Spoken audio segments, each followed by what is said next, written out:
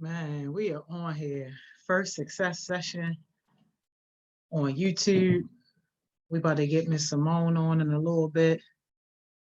Gonna get this thing popping. Y'all know Instagram was giving us a headache, so much trouble. Don't get me wrong, I still love Instagram, but for the purposes of this, we needed something a little more reliable. Let's see.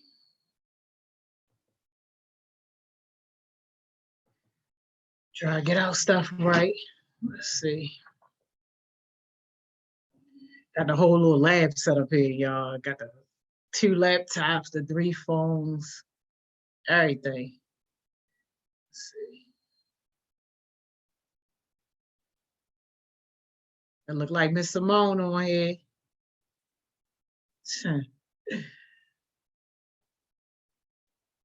Hello? Miss Simone. Can you hear me? I can hear you. Can you hear me? Yes, I can hear you. Hey. Oh, I'm so excited. Man, yeah. Yo, we were in desperate need of getting something a little more stable. And, I get it. Instagram is a complete overload. People who never went live before was now going live. So I'm sure that they were overloaded. But I'm excited about this because now we get to archive our stuff. We get to save it. So, yeah. So if you miss it right now, you can go back and do the replay. And you ain't on that 24-hour restriction that Instagram put us on. We're just getting better and better. Right. I would go live real quick on IG just for a second, just so I can let people that's probably looking for us know, like, look, come. This way. Yes. This is perfect. Yes. We just keep getting better and better. Man, listen, leveling up. And we can have young people join us too. The kind of time. That would be great. Yeah. Yeah. I was thinking yesterday, Rashad was so good. I was like, what? We need, and I know our heartbeats have stuff to stay. So I'm like, I know. Everything. Yo, I'm on here real quick. I'm not even going to be on this live for long. Just wanted to tell y'all, let me see if I can switch the camera around right fast. We on YouTube. We are on YouTube. You gotta go to YouTube, Ma. Subscribe to the channel. You should see it come up right now. We on there right now. I just brought it up so I can show y'all. Look, Miss Simone right there. Miss Simone, you gotta say hi to Ma. He looking for you. Oh, hey, Mar. I missed this call too. I'm like, Mar, we are about to go live. We got to talk about it on the live. Unless it's gotta talk about it on the live. I know. Then you could just text me. Probably that's a good icebreaker for us. I'm hoping so. Oh yeah. You got to get that icebreaker, Ma. That's what Miss Simone said. But come on over to YouTube, y'all. Oh, somebody on the chat. Oh, they on the chat on YouTube. All right, let me get off of this Instagram live. I see y'all. I gotta attend to YouTube. Come to YouTube if you're trying to connect with us right now. I gotta go. Right. Bye. Yo. Yo. All right. Tony. Yo, because all right. So good. I see you. You see it? Okay, yeah. So I got the chat up on this laptop right here. Okay, perfect. So I can see the chat too. You can see the chat too? Yeah. All right. Wow. Y'all are making me so tech savvy after this, okay? Because no, full transparency. I learned everything yesterday. Look, that's your shit, okay? We don't tell y'all what we don't do. When IG kicked us off and then took away my option to even go live, I was so heated. I was like, oh, nah, Next. You ain't about to play me like that. Nah, absolutely not. That is so funny. But yeah, Yeah, man. is it easy to figure out? Yeah. It wasn't that hard. I mean, it was just a matter of being able to have an account that can sync to, and then just clicking on a few buttons. That was it. All right. Yeah. All right. Yeah. Yeah. Well, I'm excited. Happy Wednesday, halfway through the week. I know, man. Success sessions are popping. Success sessions popping all day, y'all. I love this because we keep saying we're like, what side of history are we going to be on after Corona? And I'm like, HeartSmiles is going to be on the right side because we're engaging, we're trying new things. It might not be all the way perfect, but we're trying and we're moving and navigating as we see fit, and it's going well. Yeah. Yo, our team hasn't been still since this whole thing started. If anything, we went faster and went harder. Like, Yep. and I ain't even get to tell y'all yet, but I probably had to do a post about this. People in city schools had contacted me. So people who are actively engaged in success sessions, we may be able to get you service learning hours. Let's go. Okay. How real do we get? That is awesome. And this is the stuff. It's like you're feeding your brain and your mind, getting credit for it. Like this is good. Thank you, Ms. Joni, for creating this platform and for everyone. Thank you. Thank you. So you dropping bombs today, or you just only dropping bombs on Thursday? We're gonna drop a few bombs today. Oh, all right. Okay. All right. The main thing I was thinking about, so I'm still trying to stay a little close with the topic. So today we're supposed to be talking about how to stay connected if you have a significant other or a little boo that you're talking about.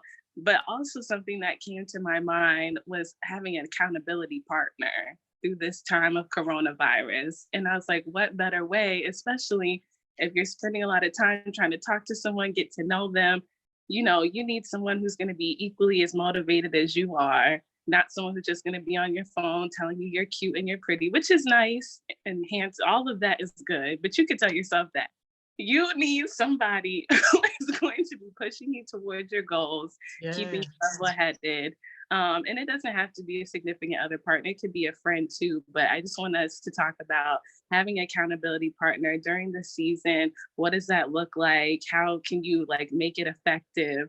And then just answer any questions that anybody has. And you always have good questions, Ms. Joy. So thank you for keeping us. Yeah, of course. And this topic is very timely because I'm actually frustrated right now with somebody who I'm supposed to be their accountability partner, and they're an adult.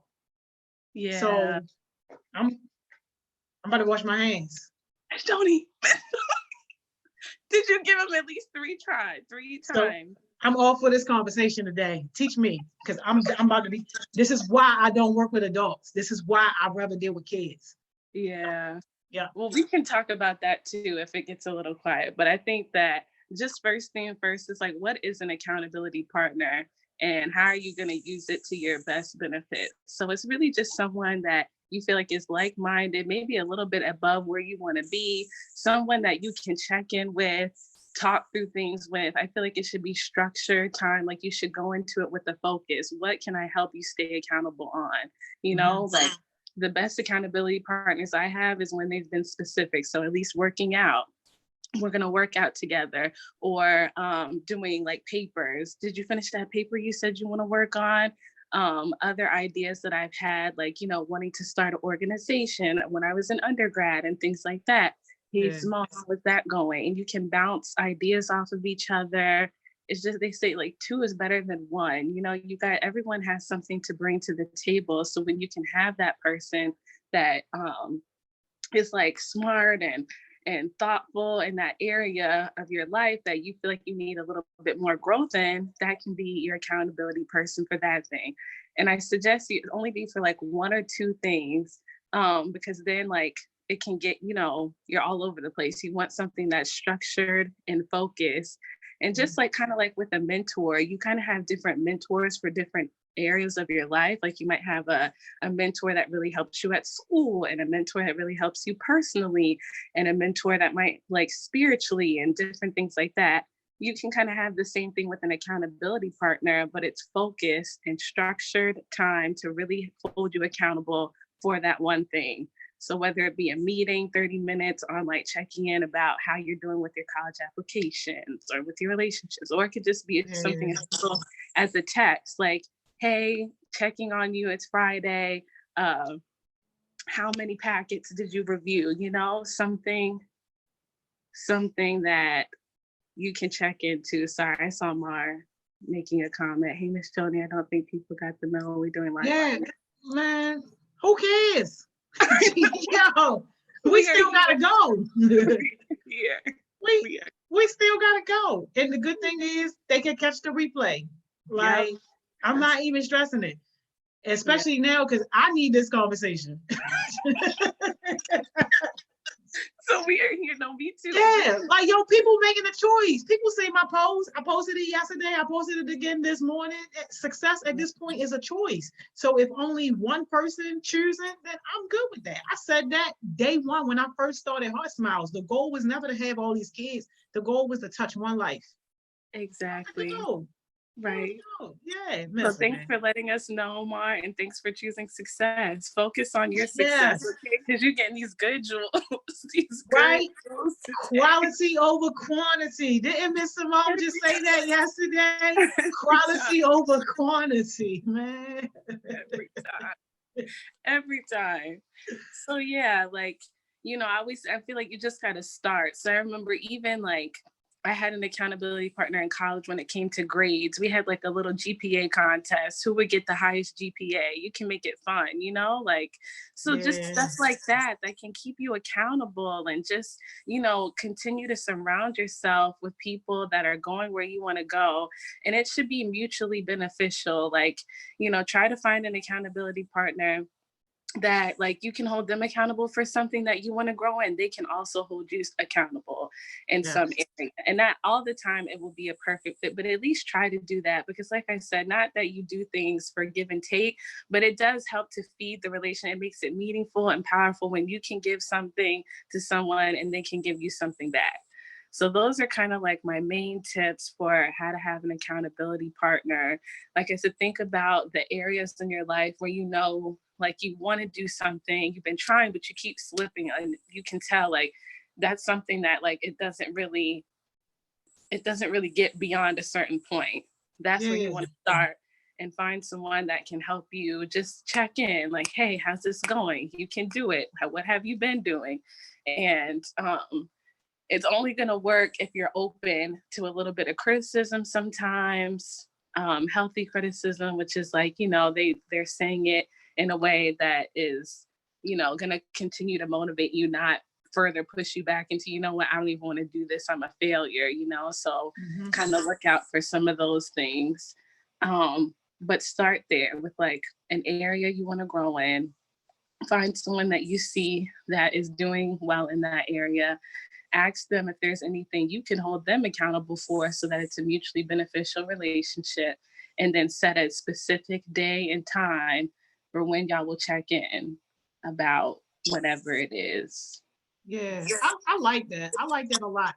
What do you suggest for people who you want an accountability partner for a certain area of your life, but you don't have access to somebody who you feel like is on the appropriate level in that particular area? What do Yeah. you suggest for people like that?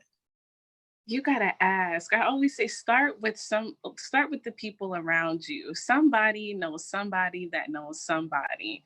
And I know it can be scary. Like people don't really like to ask for help, but I always like share people to tell people what you're working on and what your dreams are.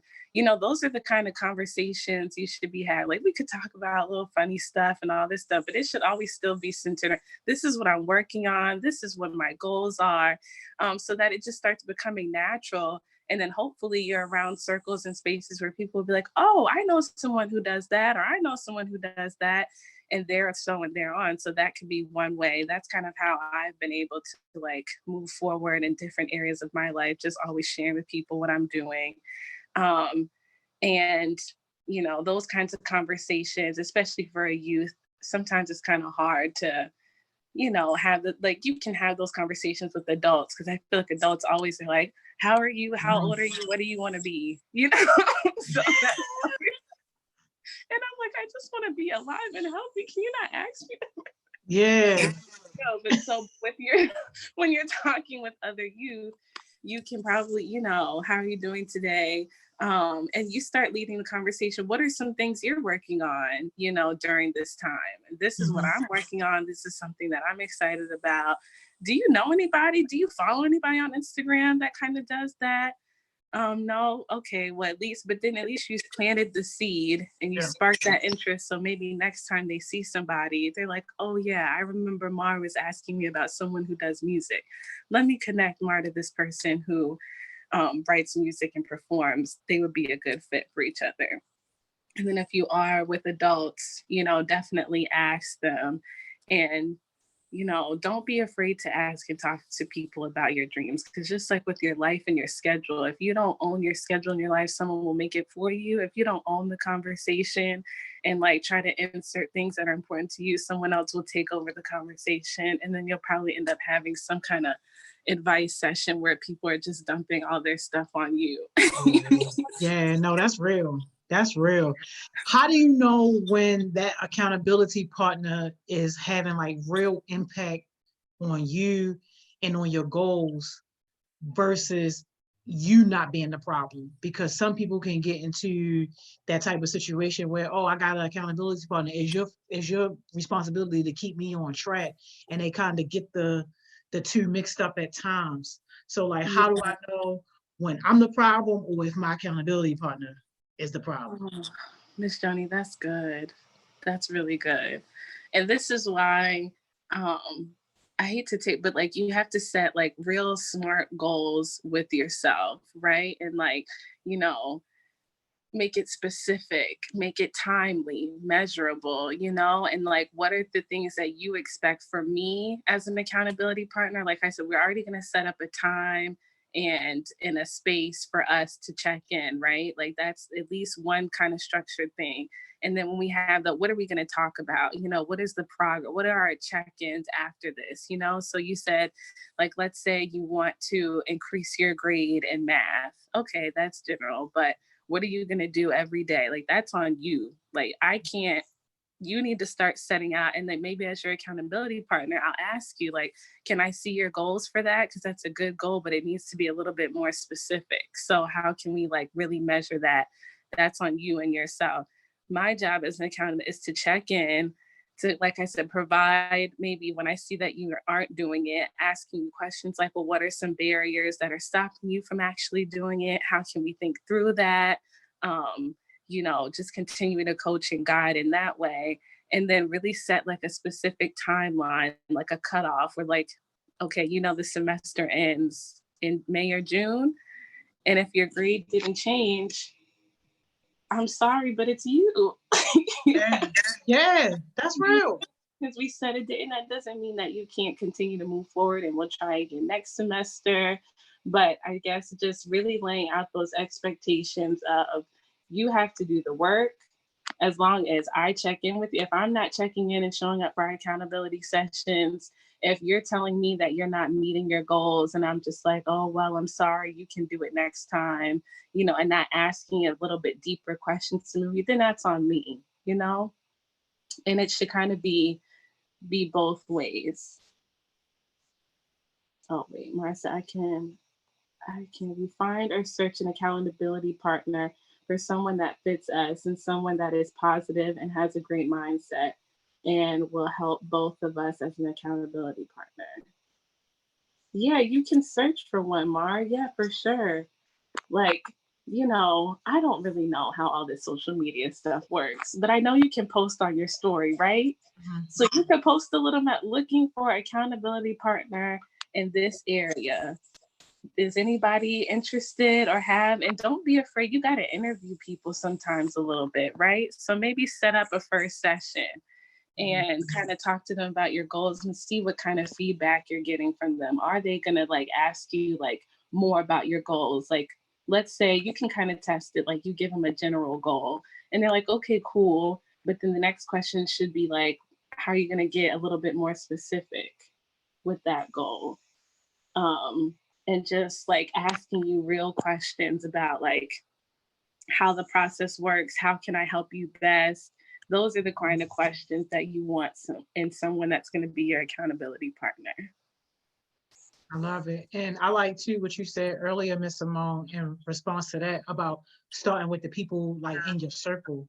Mm-hmm. Because you know, between your support system and, you know, possibly some folks in your family, like you have some good people around you who could at least, you know, kind of start you off on that basis.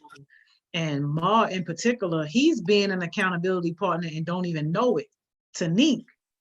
Cause like he was helping to keep her on track. Like, look, you need to start coming, you need to start being engaged, you know, you gotta start thinking about your future. So like he was being an accountability partner. Yes. See, already that in itself, I know some of these words and topics, it can seem so big. It's like, where do I? But most of it, you're already doing it, you know, Yep. like just by being a leader and being yourself and wanting the best for yourself and other people, asking questions, checking in, making sure people are still where they want to be. That is a great start to an accountability partner. Absolutely. Matt, I want you to talk about like when do you know it's time to terminate that situation? Like and on both ends too. Yeah. Like if you are the accountability partner, or if you know you are looking for this accountability partner to really hold you accountable. So like how do you know? Can you give us just a little bit from like both perspectives? Yeah. Okay. So the first thing I would say is, try to start small. Start with one area, one goal, and see how that relationship kind of works. If you are always having to be the one to check in with them, like, hey, are we still meeting? Or, hey, and it could be like, you have to still see if that time and day works for people. But it shouldn't be like, hey, we were supposed to meet and it's like now they're always rescheduling and they can't show up. And, when you're asking them about their goals and how they're getting closer to it, you start hearing a lot of excuses and why nots. And because then that they're not serious. And it's okay. Maybe it's just not the time right now, but everybody's time is valuable. And then when you start seeing that, you can tell them, like, I try to be a prevent. I see that, like, every time we check in, it seems like you're not really hitting. And I just want to help you. This is not for, you asked me to be your accountability partner. So I'm just doing what I'm supposed to do. I don't want any drama, any stress. I just want to see you be the best you that you can be. And so if this is not helpful for you, it's no problem. But I think that, like, you're not moving forward, and I don't know if I'm the right person for you to help you move you forward, because if they're not reaching that goal, it's just not happening. And like sticking to that deadline and that date of like really trying to set a date of like when you will accomplish that goal and it hasn't really happened, that's like the perfect time to kind of be like, I just don't think we're a good fit for each other. And that's no harm, no foul, but maybe you just need someone a little different or a little bit more self-reflection to see if this is something that you actually really want to work towards, because it's their goal. They want to be accountable for it. So it really shouldn't be too much extra effort on your part besides showing up for them and helping to coach and guide like you said you would. And then for the person who's like receiving the account, so that one was kind of for the accountability partner holding someone else accountable, like, but on your side, like, you have to be real with yourself. If you are reaching out to someone and you can tell they're not really they're just like, oh, you can do it, or not showing up for your sessions and not really kind of like pushing you a little bit more and asking deeper, why are you not doing this? Why are you not doing that? Then they're just here for the ride. They're just kind of like a cheerer, which is good. You need cheers in your life. But for an accountability partner, you want someone who's going to cheer you on and ask you questions about like why things aren't happening or why they are happening. especially with good things too. Like if good things are happening and you see them moving forward, you want to positively reinforce. Like, oh, I see that this is helping you. Now that you start writing in your planner more, that is actually helping you achieve your goals. So like, make sure you keep doing that because I see that that's working for you. Those kinds of things. But I always say kind of trust like your inner, when you can tell things aren't really going, it shouldn't take too much extra effort. The point of having these kind of people and using people in your circle is that it should kind of be pretty smooth, you know, like these are people that are like-minded, that want the best for you just as much as you want the best for yourself. We're checking in. We might have a few tough conversations just because, you know, we're starting to get into it and you're really pushing past a barrier that has always stopped you. But it shouldn't be like in the same place. You're not, I'm trying to tell you things, you're not doing them. I keep trying to like reach Yeah, out, you're not answering. Those are like clear indicators that we are just not a good fit for accountability partner, at least on that side. Or maybe you're just not ready to really push past that barrier and get to that goal yet. And so now we just need to yeah. just, Man, you read my mind. Except for I don't do it all nice like how you said. I'm gone. I got wait, time you for got, that. you have to let them know because that's a growing moment too. They gonna know when I don't text them back or when I don't pick up my phone. Jody, don't do that. I'm done. I'm done. I'm done. I'm You've done. had your chance, yeah. But Yeah, maybe yeah. you could just send them a quick text or something to let them know why this isn't working. Because I always like to leave a situation, at least so you know, this is why I'm leaving. You can't ask any questions and you're not twiddling your thumbs why and da da da da da. This is exactly why. Blocked. You're right. You're right. I haven't grown in that part yet. Like I don't need closure. I'm the type of person I don't need closure. Yeah, And it's like I'm dealing with so many kids. Well, I don't have no kids like that, but I'm dealing with so many kids. I really don't have that much time for adults. I And know. I be having to apologize to my adult friends sometimes. Like, look, I really don't have time for y'all. I'm dealing with literally hundreds and hundreds and hundreds of kids. Like, I don't have time. I know. It is. It's like, this is why we try to get to our heartbeats young so that they don't grow up needing It's all, they can be passing on information instead of needing the information themselves. But we're all still exactly. growing and learning. So Exactly. I Mark get it. got an interesting question for you, though. Yeah, I see that. Mark said, how come teachers can't be accountability partners, honestly? That's a Mm, good question, Mark, because are you talking about how they don't put enough grades in, how they wait? Teachers don't care. They want the money. We go to school every day to get our education. You can't even put our grades in. Yeah, that is tough. Because I could see it from both sides. You know, teachers get yeah. swamped with like work. They have multiple classes, maybe 20 to 30 kids in each class. And so it's like they want to hold you accountable for turning in the work on time. But then when it comes to getting my grade back, you know, like now it's a free for all. We could just put it in right at the end of the semester. So that's hard. And the best thing to do, I feel like, as lead to hold your teachers accountable is to talk to them in the beginning of the semester, the beginning of the year. You know, like people talk about teachers, blah, blah, blah. This is the time. Oh my gosh, you need to talk to your teachers, okay? Because just like everybody, they have a million and one things going on. And if you're not making yourself a top priority in the top of their mind, showing them that you were serious about your grades, about your future, about your success, then they'll just treat it like everything else that will come and go that is not taking the top priority spot. So what I do is I try to, maybe you can set up some time in the beginning and let them know I'm very serious about my grades. I also understand you have a lot going on as a teacher, and I respect that and I appreciate that. But it just helps me to understand where I'm at. So I know that you have a lot going on, but is there any way we can set some kind of schedule so that I can know when I turn this in, when I can expect it back? I just need some kind of communication because I'm the kind of student that if I go too long without seeing my grade, I'm not going to know where I'm at and how I can improve and be better. So I don't want to put anything extra on your plate, but I do need some kind of accountability in that area of my life. So do you have any suggestions, anything that you can help me to better understand my grades are at? Maybe you can't put the full grade in, but you can tell me like, oh, I reviewed this MAR right after you turned it in and it looks like you did good.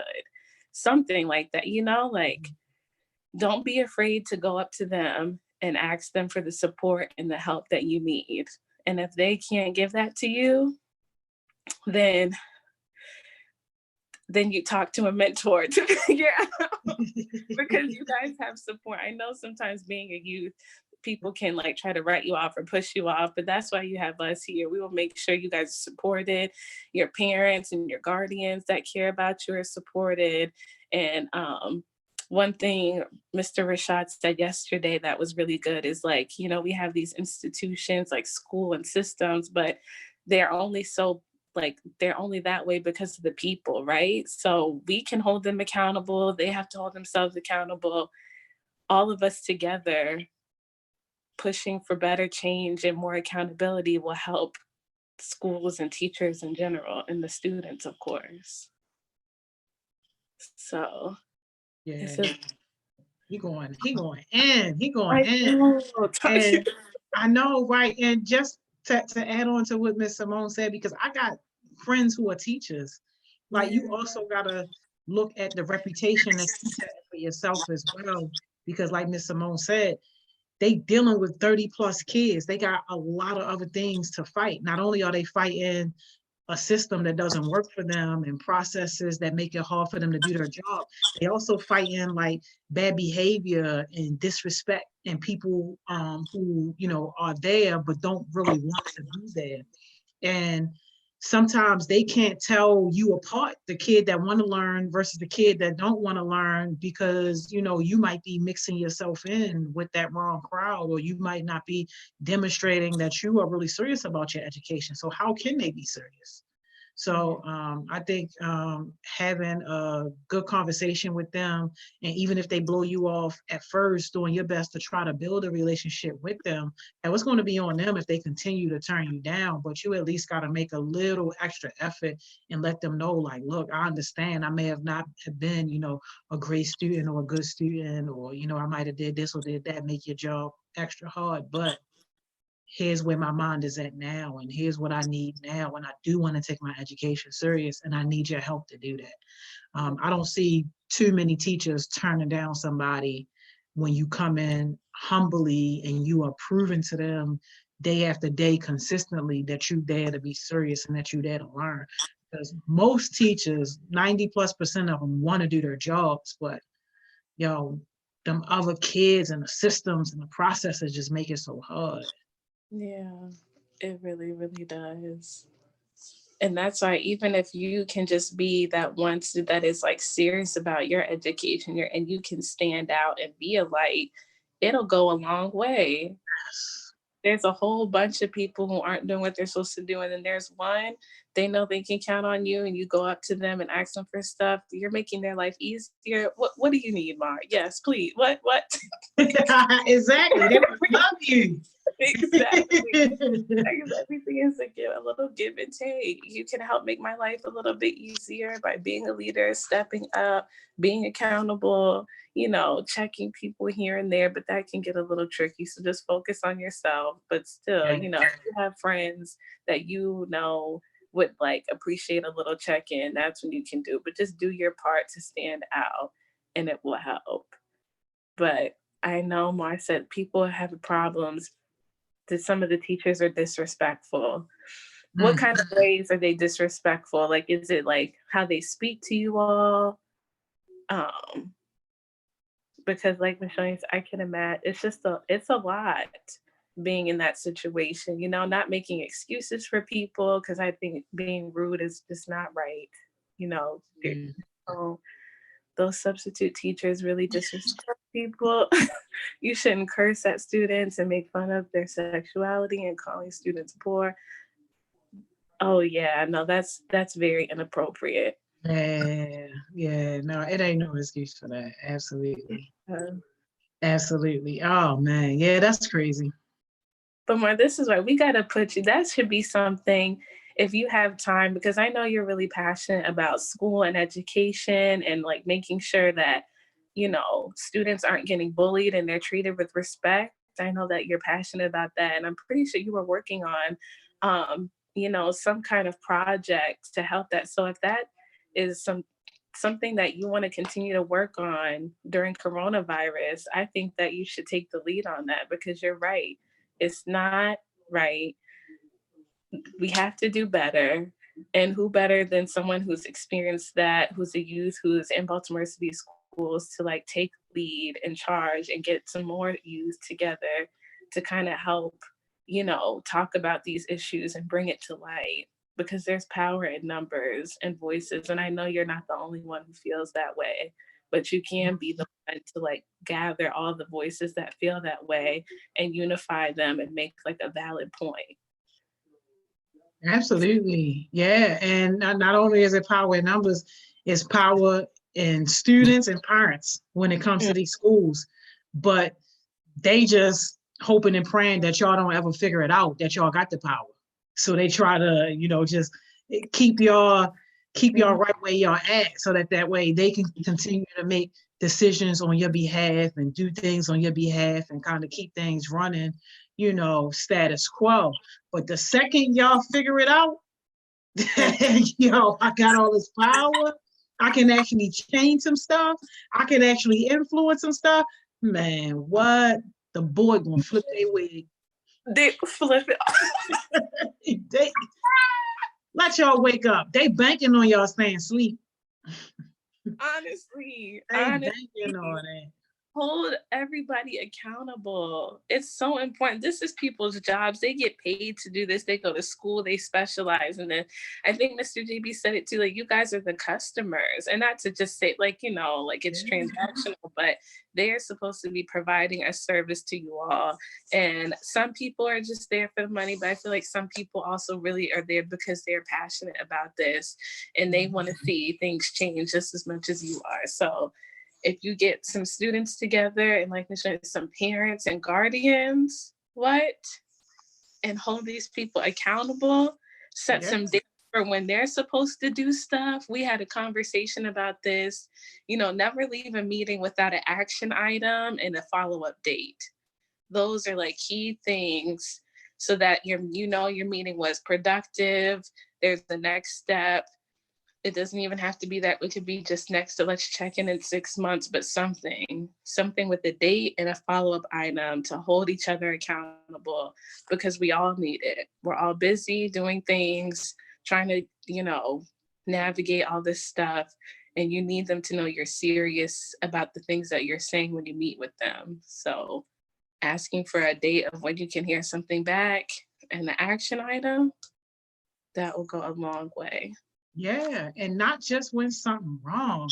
Like the worst situation was that last year where the schools got in all that trouble because of the heating situation and stuff like that. Was that last year or the year before last?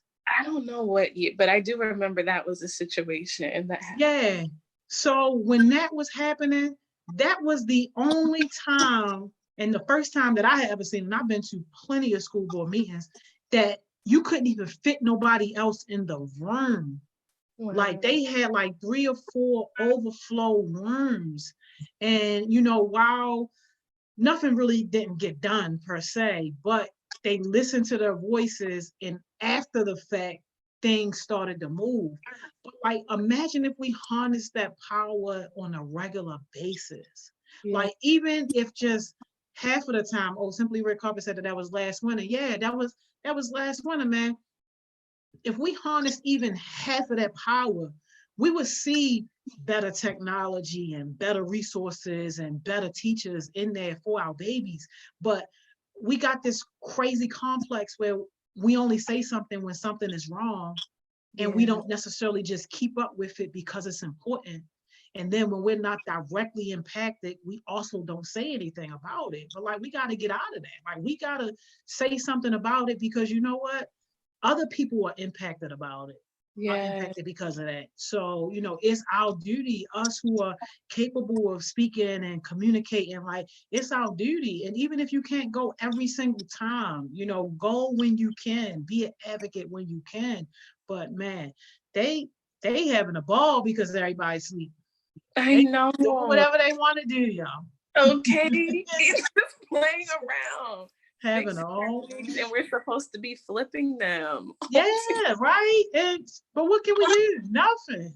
Yeah. Just No, take it. That's it. Just accept it. That's it. no, that you hit on some really, really, really good key points that I feel like will just like summarize our conversation about accountability in general. You know, like accountability partners, but also holding, you know, systems and institutions that you frequent a lot accountable. It's just like being consistent, right? Like either way, you have to be kind of disciplined and consistent with something in order to get what you want. And whether that be like, you know, if it's something negative that comes up, of course you want to be consistent so that it changes into a positive. But even like you said, highlighting things that are positive, or even something that's not like totally bad right now, but getting ahead of it. Like you can already see these computers are about to be done for in like few years. And yeah, you might be graduating, but what about your younger brothers or sisters or friends who have Exactly. younger brothers or sisters who might need something? Exactly. How can we be proactive? Um, and again, just really highlighting that accountability is positive and negative. You want to hold people accountable and call them out when they're doing bad stuff, but also encourage them when they are doing good stuff. I think that's so important too, because it's always easy to come for people when they're not doing stuff right. But when they are doing things well, encourage them and motivate them, because that's just going to continue to move them forward. So be consistent Exactly. positively and negatively. And then Exactly.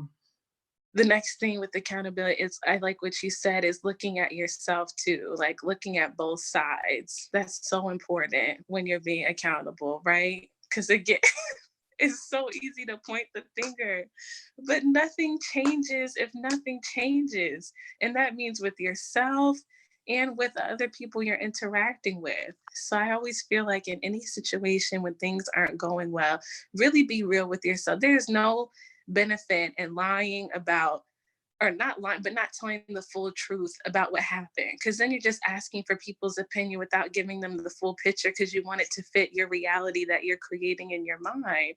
And that's not going to help. We can't, no one is in your reality. We're living in a real world. We have to really make change in the real world. So it's uncomfortable, but just be assured that everyone makes mistakes. So don't be afraid to admit if you make, if anything, there is power when you admit, you know what? I did mess up in this area. I really did. And no, it's because, no, this is what I did. And this is what I'm going to do to improve. And now, do you want to talk about what you did that could have been better and how you can improve? And then how can we help each other so that we can continue to move forward? That is key. Own all your stuff, put it on the table, and anybody who's mature and a leader will respect that about you. They won't hold it against you. They will be appreciative that you actually really showed up and you said what things you could work on, and hopefully it will empower them to be open about the things they need to work on. So consistency, self-reflection, and then timelines. You got to give yourself some timeline and hold yourself to it. It's scary because once you start putting numbers on things, you really got to start like working towards it and dates and stuff. But it's okay. Give yourself something, because if you don't, if you blink, you'll be working on the same stuff you were working for 15 years ago. So Man, you already know you speaking my language. Like, yo, I love it. I love it. I love it. I just had to make a note, consistency, yeah, self-reflection, because too many times, yo, we walk past that mirror without stopping to look in front of that mirror. And that's where all the power is at. That's where all your power is at, not with what's happening around you and what other people are doing, but what is that person in the mirror doing? And too many times, like when we don't take the time to self-reflect, we spend more time in that rear view mirror than we do looking out of that windshield. Like, where are we going? And man, I'm telling you, Miss Simone, you just like really hit it like on the head. And that whole consistency piece, like, can't stress that enough, because any person that's successful, their success is in their habits, not the things that they do sometimes, not the things that they do when they feeling good, not the things that they do maybe once a week or once a month, but the things that they do every single day.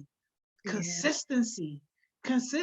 That's where you're going to find their success hidden in those habits. I couldn't have said it no better, man. Man. Yo, Miss Simone, yo, if you don't have a mirror, get yourself a mirror and look in that thing every single day, for real. Talk to yourself for like 5 minutes every single day and say the stuff to you that you know that you need to hear. Because some of us need to hear some things, but the message get lost because of the messenger. You might not respect me, so me saying it, it's not going to penetrate your mind. It's not going to penetrate your heart. Whoever else saying it, it's not going to penetrate. But you know you still need to hear it. So if you got to be your own messenger, be your own messenger. Pick that mirror up and start talking to yourself and hearing the things, the hard things that you got to hear so that you can fix it and get it right. Man, me and my sister was just having a conversation early this morning, y'all, I swear. And my sister is in her 30s, right? And she is just now getting on the whole idea of, like, you know, starting a business, being an entrepreneur, putting herself in a place to be like financially set. But my sister by far is not a bum. I mean, she got all the degrees. She's a high up government employee. Like, so she is not a bum by far. But what she said to me, and it immediately made me think about my kids, she said, I wish I would have learned this when I was 16 or 17. She was like, how come nobody never told me this? And I'm like, yo, this is why we spend our time doing what we're doing now. This is why we're investing now. Because we don't want people to get to 20s and 30s and 40s, be finding this stuff out. No, we want you to know now. So if you don't do it, then whose fault is it? I'm gonna shut up, man. No, Miss Jody, please keep going. It's so good. It's so important because this stuff is real. You can manifest this stuff into it. It might take some discipline and habits right now, but if you do what you are supposed to do now, by the time you are 25, 21, people still think that's young. They're just trying to figure out, little stuff. You will be way, way, way, way, way, way ahead. Way ahead. And then not just for you, but it's for the people who come after you too, to inspire and motivate, so that pretty soon no one will ever say the word youth and think, oh, they're just baby and they're growing. No, y'all are doing stuff that people who are 50, 60 are just now doing. And so now who gains the respect, So let's continue to change the narrative. Get these jewels now. Get all the stuff now, and it will carry you forward. It won't be anything that would just continue to enhance your life going forward. Yes, man. This is good. We need to. We're going on tour. We got to. We got to. Success-minded people only. And that's why I don't be wanting a whole bunch of people to jump on our stuff. Only the people who really want to go somewhere in life, only the people who really want to do something, because this conversation ain't for everybody. It ain't for everybody. Yeah. It's really not. This is when you have to say, kind of a part of one of my jewels. I was trying to think about it this morning when I was getting ready. I'm like, what do I want to drop today?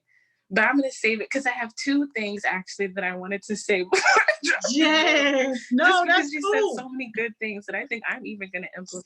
Start tomorrow. I'm like, yes, I'm going to get a little mirror, or maybe I'll start on my mirror and get a dry erase marker. Be careful, because don't be messing your parents' stuff up. Don't get in trouble now. But maybe this is an exercise we can do. We can go to the doctor, get some mirrors. And every day, you should look in that at least for 5 minutes, like you said. And then on the left side, you can write things that you're good at. positive things that you really like about yourself. And then on the other side, things that you know you really need to work on. And those don't have to negate each other. You can be a beautiful person, but still need to work on your attitude. And that is okay. But you still need to look at it and see both things face to face, head on, and know that this is what you need to work on and this is what you have and good things about it. Because I feel like sometimes we go too left. Either we're all focused on all the things that are good and we don't want to look at the bad, or we only look at the bad and we don't see that we still have really great things that are inside of us and that we project out into the world. So having that balance and knowing that one doesn't negate the other, but we're walking hand in hand with both of those things, and then being able to see, you know, on the right side, when you used to say you have a bad attitude, but because you're working on it and now you can move it to the other side of just more good qualities about you, that is powerful. You know, I'm about to get me a mirror. Oh, I'm about to do it. I am doing that. That's good. Yo, 5 minutes in the mirror, just looking. And then I love it. I love it. one last thing for self-reflection, then I'm gonna shut up. But no, keep going. We need this. Because it's like, where do I start, right? And there was this worksheet. I'm gonna review it again and bring the notes if I miss anything tomorrow. But they said whenever you want to do self-reflection, you need to sit down and write, like, and think about what happened in the situation, like from your perspective, write down everything that happened. Then you break it up. What did I do that could have caused some stuff? That's when you really start doing that self-reflection. What did the other person do that made me mad? You know, and then what are the points that I want to talk about going forward that would actually be like action items that are going to help me feel better about the situation, that will move me forward so that I can leave it in the past and I don't have to keep dwelling on it. And if I have a conversation with them, I can be focused on like, these are the actual things that like really made me mad or that hurt me. These are the things I know I did to contribute. Don't even talk about, I mean, you can just write out the stuff that they did, but you don't need to tell them all that because that's going to just start it's going to get combative because people like to get, you know, in defense mode. You focus on what you did that you could have changed. You write out what they did from your perspective just to get it out there so you can just be free from that. And then you focus your action items when you talk to them on like what you could have done better, the things that actually hurt your feelings that are going to prevent you from moving forward and that they could work on. And then that's how you like kind of structure that so you can really self-reflect from each situation and move forward from it. So I hope that makes sense and that's helpful. It is like writing and self-reflection, but that's really how you move past things and you don't dwell on it. And you're not focusing the conversation on what they did and what you did, but really being vulnerable and real with yourself about what are the things that actually like made you mad and hurt your feelings that are going to cause you to harbor those inside and not move forward. Those are the things that you focus on. And also being real about what you could have done better. All right, that's it. I love it. I love it. Y'all see, I'm over here taking notes. Y'all taking notes. I hope somebody is taking notes, man. You gotta be over here taking notes because Miss Simone is just dropping them left and right, jewel after jewel after jewel, man. Thank you so much. This is great. This is good for my soul. I need this. Thank you, Miss Joni. No, thank you. This is awesome. I like Ma's comment too that said they need to have classes related to this kind of stuff so that students around Baltimore can change communities and change poverty in their neighborhoods and change the streets and the ways of people's evil pride. And what I would say to that, anybody that reads that comment specifically, think about what you can do first. Because it's so much easier for us to say what somebody else should do and what somebody else should have, and it would be great if we had this. Well, we got you right now. The world has you right now. What can you do right now in this moment with your life to help be that change that you would like to see? Because if we just going to sit around and wait for a system to do it for us, might well hang it up. It ain't never going to happen. If we're going to sit around and wait for somebody else to do it, it ain't never going to happen. Like, so there are things that you could be doing right now. And all it takes is one. It starts with one person. That's it.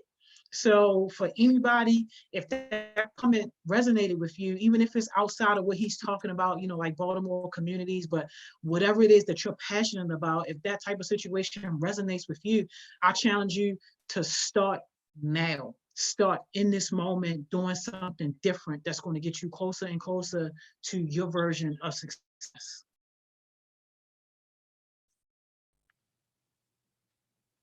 Man, I'm ready. Yes.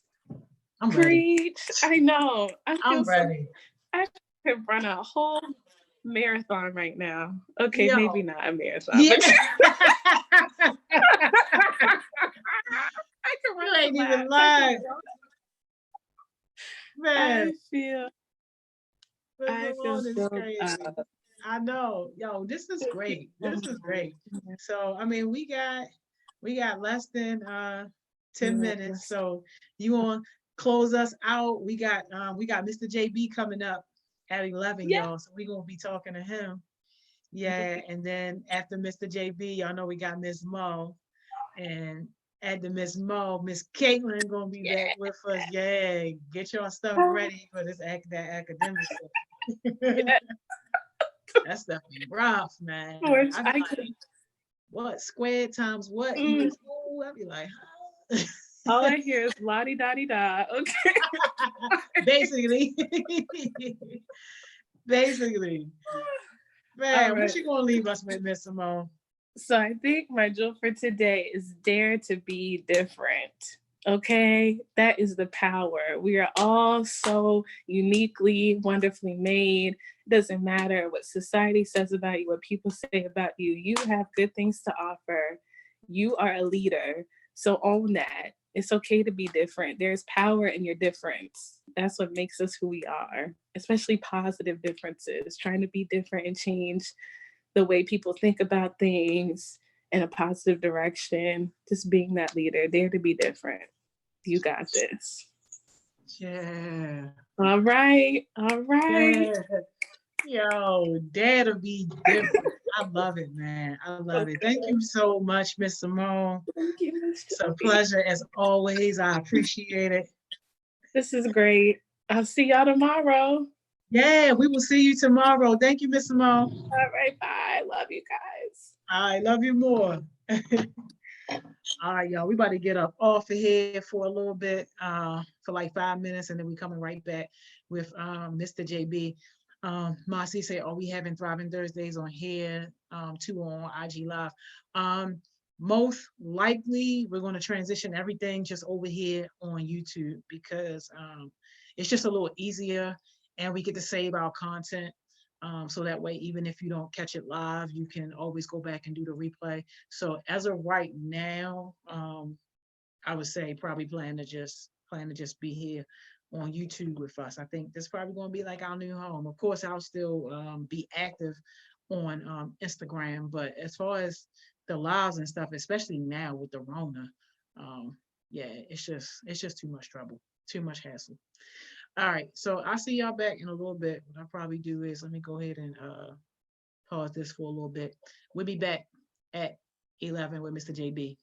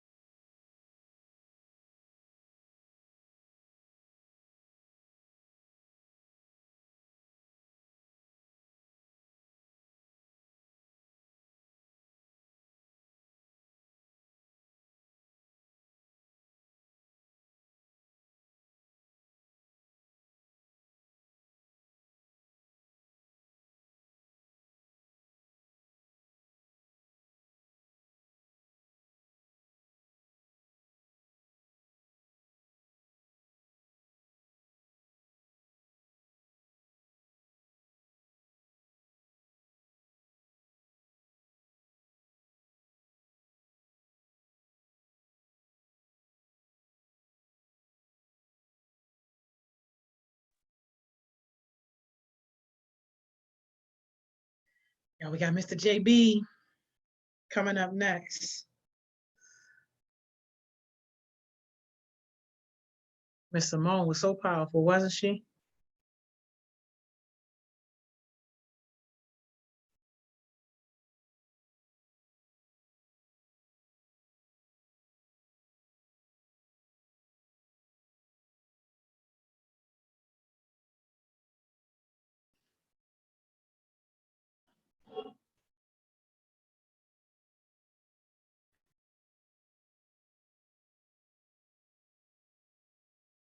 All right. Mr. JB is coming up, y'all.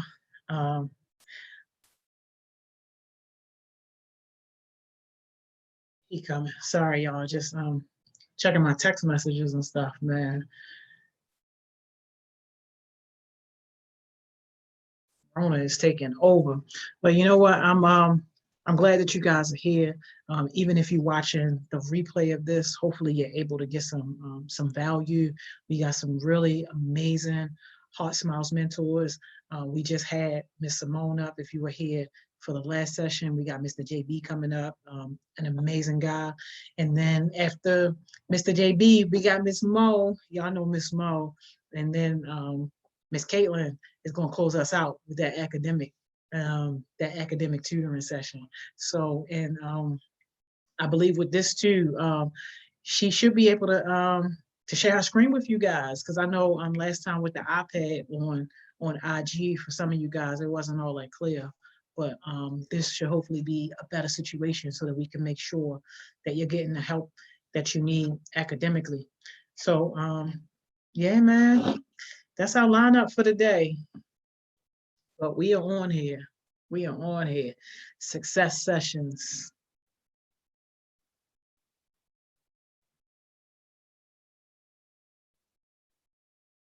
I have to check in on Mr. JB, see where he at.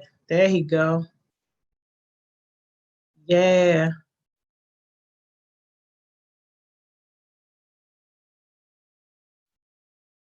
Y'all see him. Hey, Mr. JB. Hey, Joni. I have to check in on Mr. JB, see where he at. There he go. How you doing? All right. Yeah. Hold up here.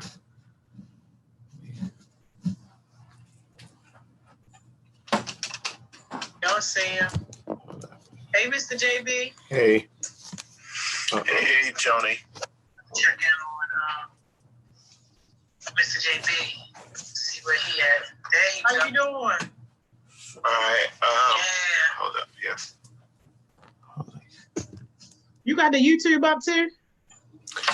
Yeah, I'm about to close that. Okay. Yeah, you might could just put it on mute. Cause it's like a little delay. Yeah, it's like a 15 or 20-second delay. How you doing? All right. Hold up. It's not even showing. Oh. All right. That sucks.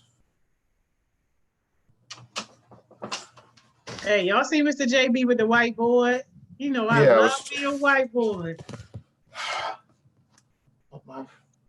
Y'all about to learn today. Hold up. Give me 1 second.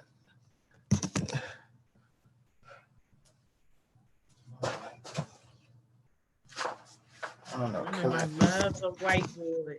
Yeah. Oh, man. All right, but it can't be clearly seen.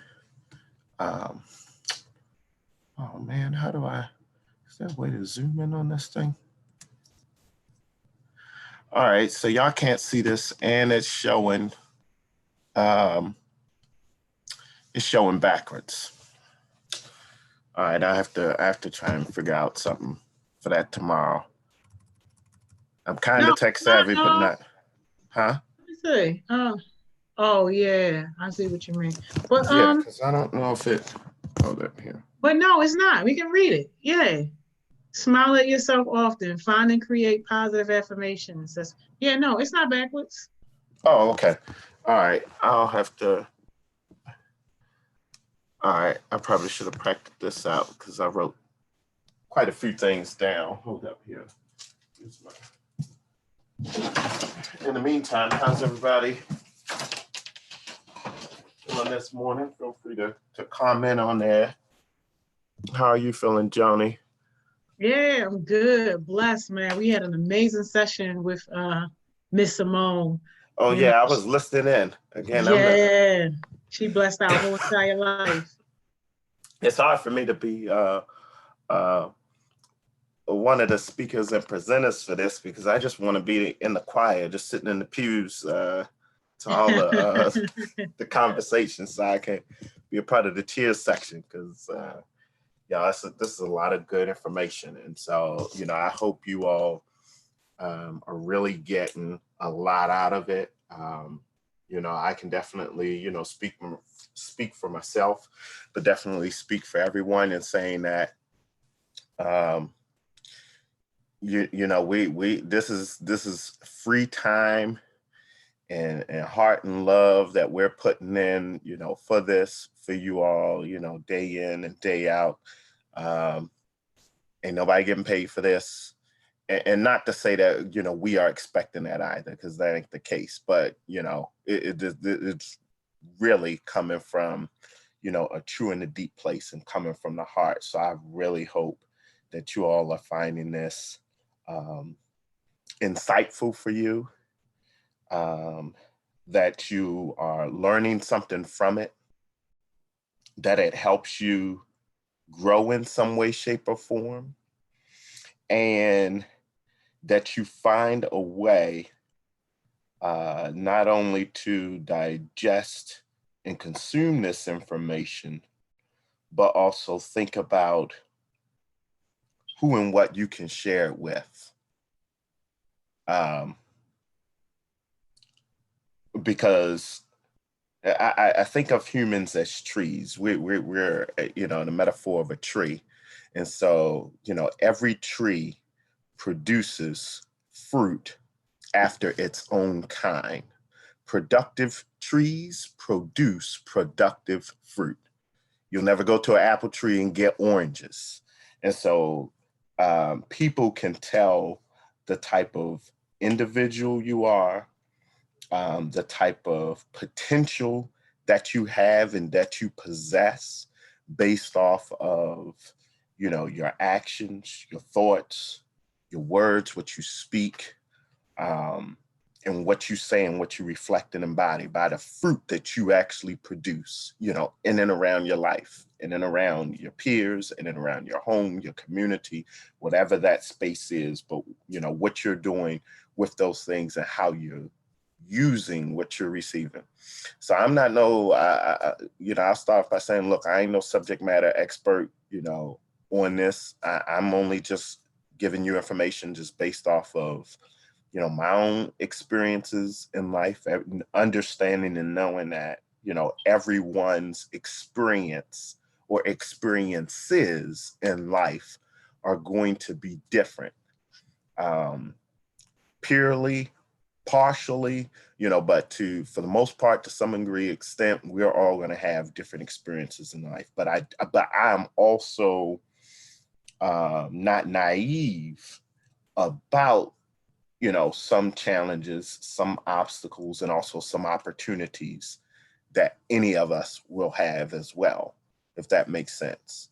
So what I did today, I'll probably I'm using my laptop to try and view this, because I thought that in a real world or perfect sense that y'all would be able to clearly see like what I have up on the whiteboard. I just listed out some few things.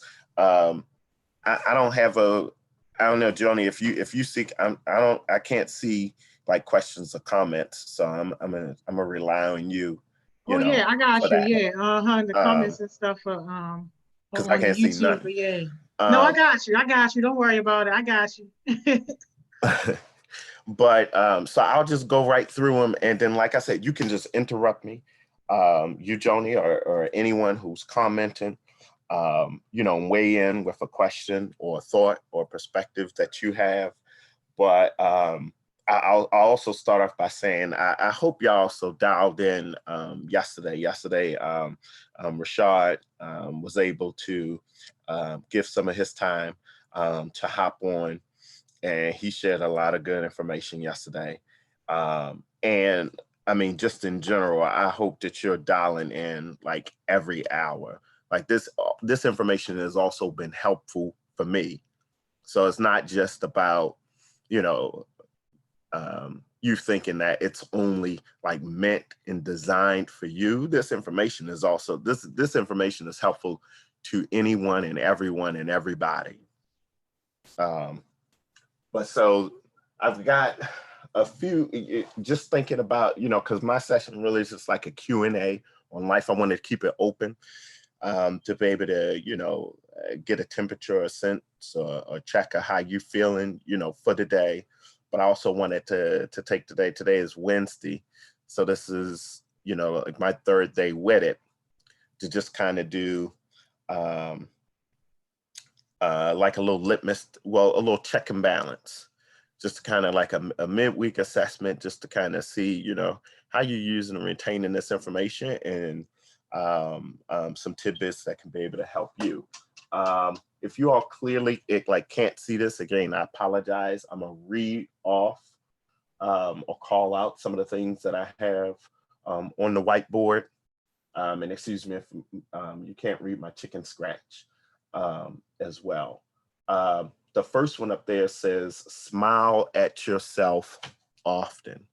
One of the things that I've come to realize, about me and myself coming up, and, even, from my time and experience with working in the school system at various levels and capacities, is that when it comes to us, one of the challenging, most difficult things sometimes can be around like confidence and self-esteem. But confidence and self-esteem are like the motor oil and the gas for your engine. If you got that, you can do anything in life. So, if you're sitting at home and you're still, wondering about, what you can be doing, what you should be doing, how can you use this time productively or more productively than, the day before, so on and so forth, or from last week to now, then, here are a few things. This doesn't have like the guidebook or the Bible of everything, in life, but just, a few things that kind of resonate with me. And I'm sure there are others, but I didn't want to, overload sort of too much. So the best thing you can do is be your own cheerleader. Even if you don't have nobody, rooting for you in your corner. Now, most of y'all, whether we know you or not, we love you. So you at least got us as your cheer section to stand in your choir for any and everything that you want to do in life that's positive and productive.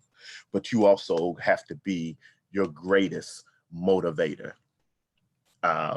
And smile. I always tell, my folks that I'm training at work, when I'm talking to them about how they can engage with donors and engage with people, that, people can hear and feel a smile on the phone. They can tell when you're talking and when you're smiling. People can tell when you're angry, when you're upset, when you frustrated. So smile at yourself often, every day, regardless of your hiccups, regardless of, any of the, none of us are perfect.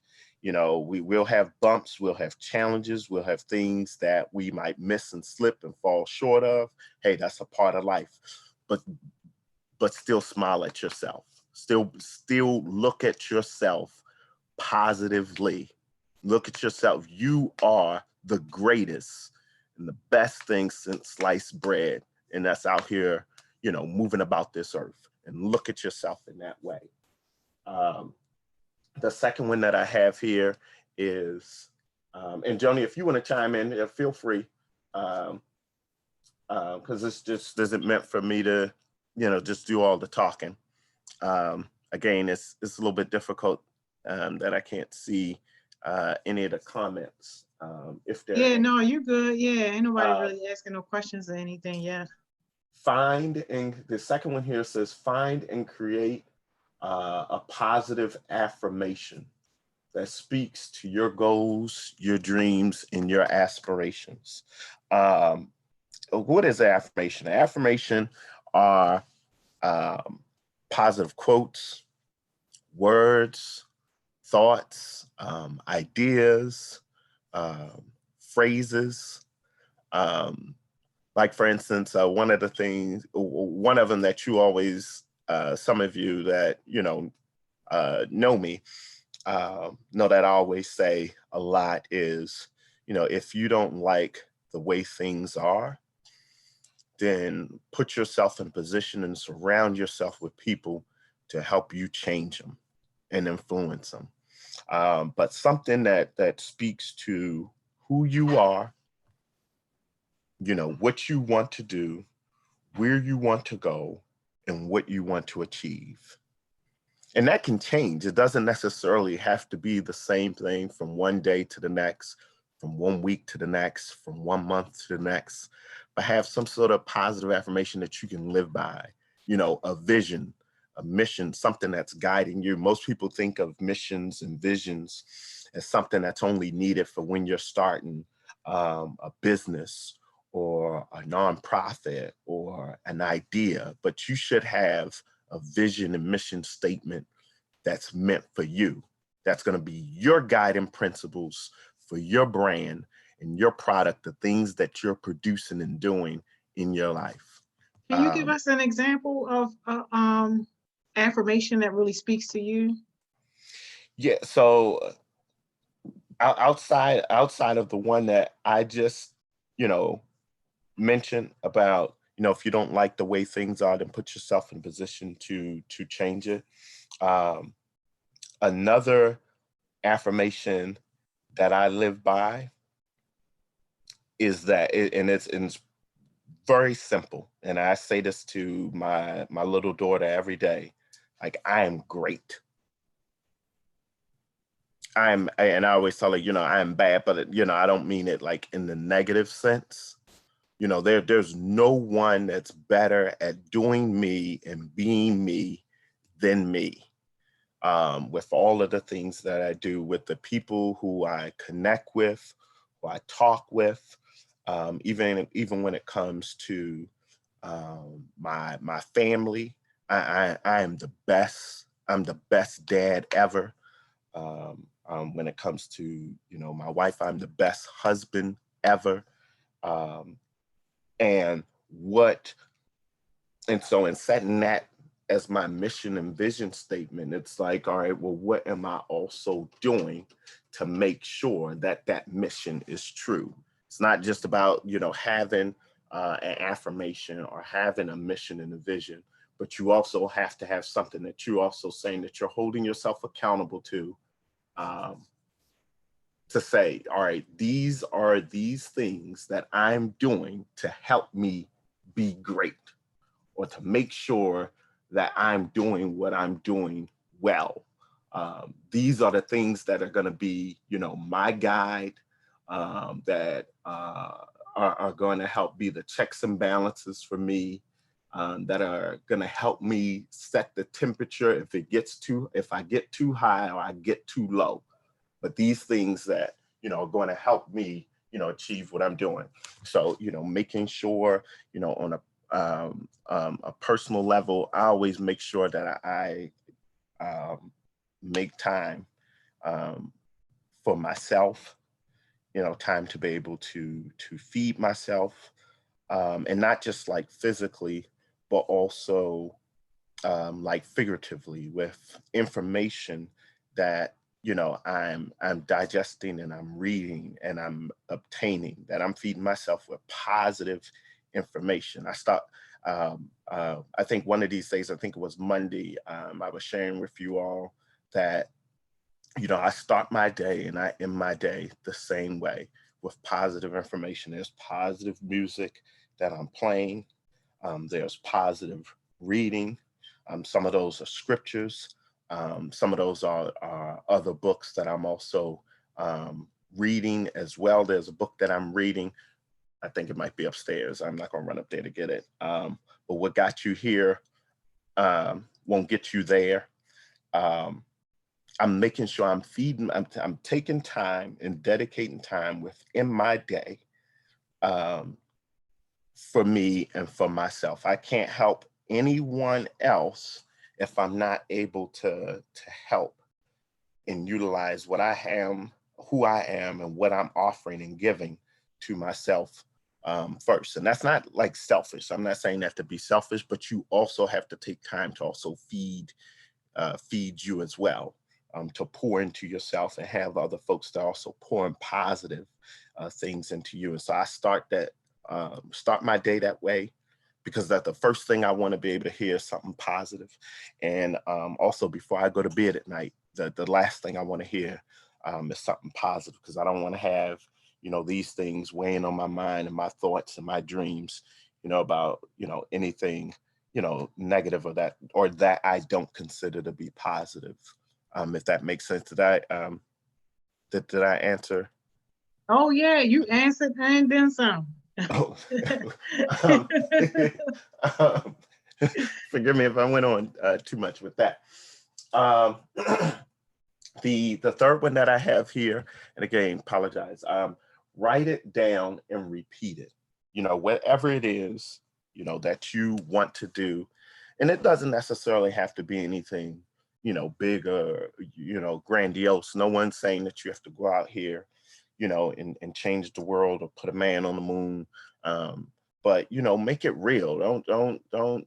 Sometimes when people set goals and things for themselves, sometimes it can be hard, and sometimes people or you can set something that might not be realistic, but something that's actually that's actionable and obtainable, something that you can actually do, you're willing to do, and that you want to do.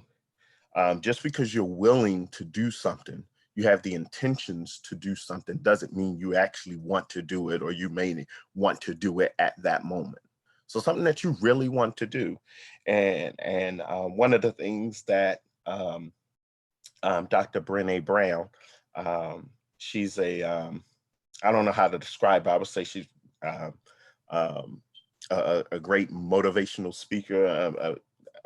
I don't know how to describe her. She has many books that I love, but one of the things in her book, Dare to Lead, that I refer to, it's a book, but I use that book as almost as like my weekly and my monthly sort of reference guide for the things that I'm doing in my life. And the one thing that she talks about is permission slips.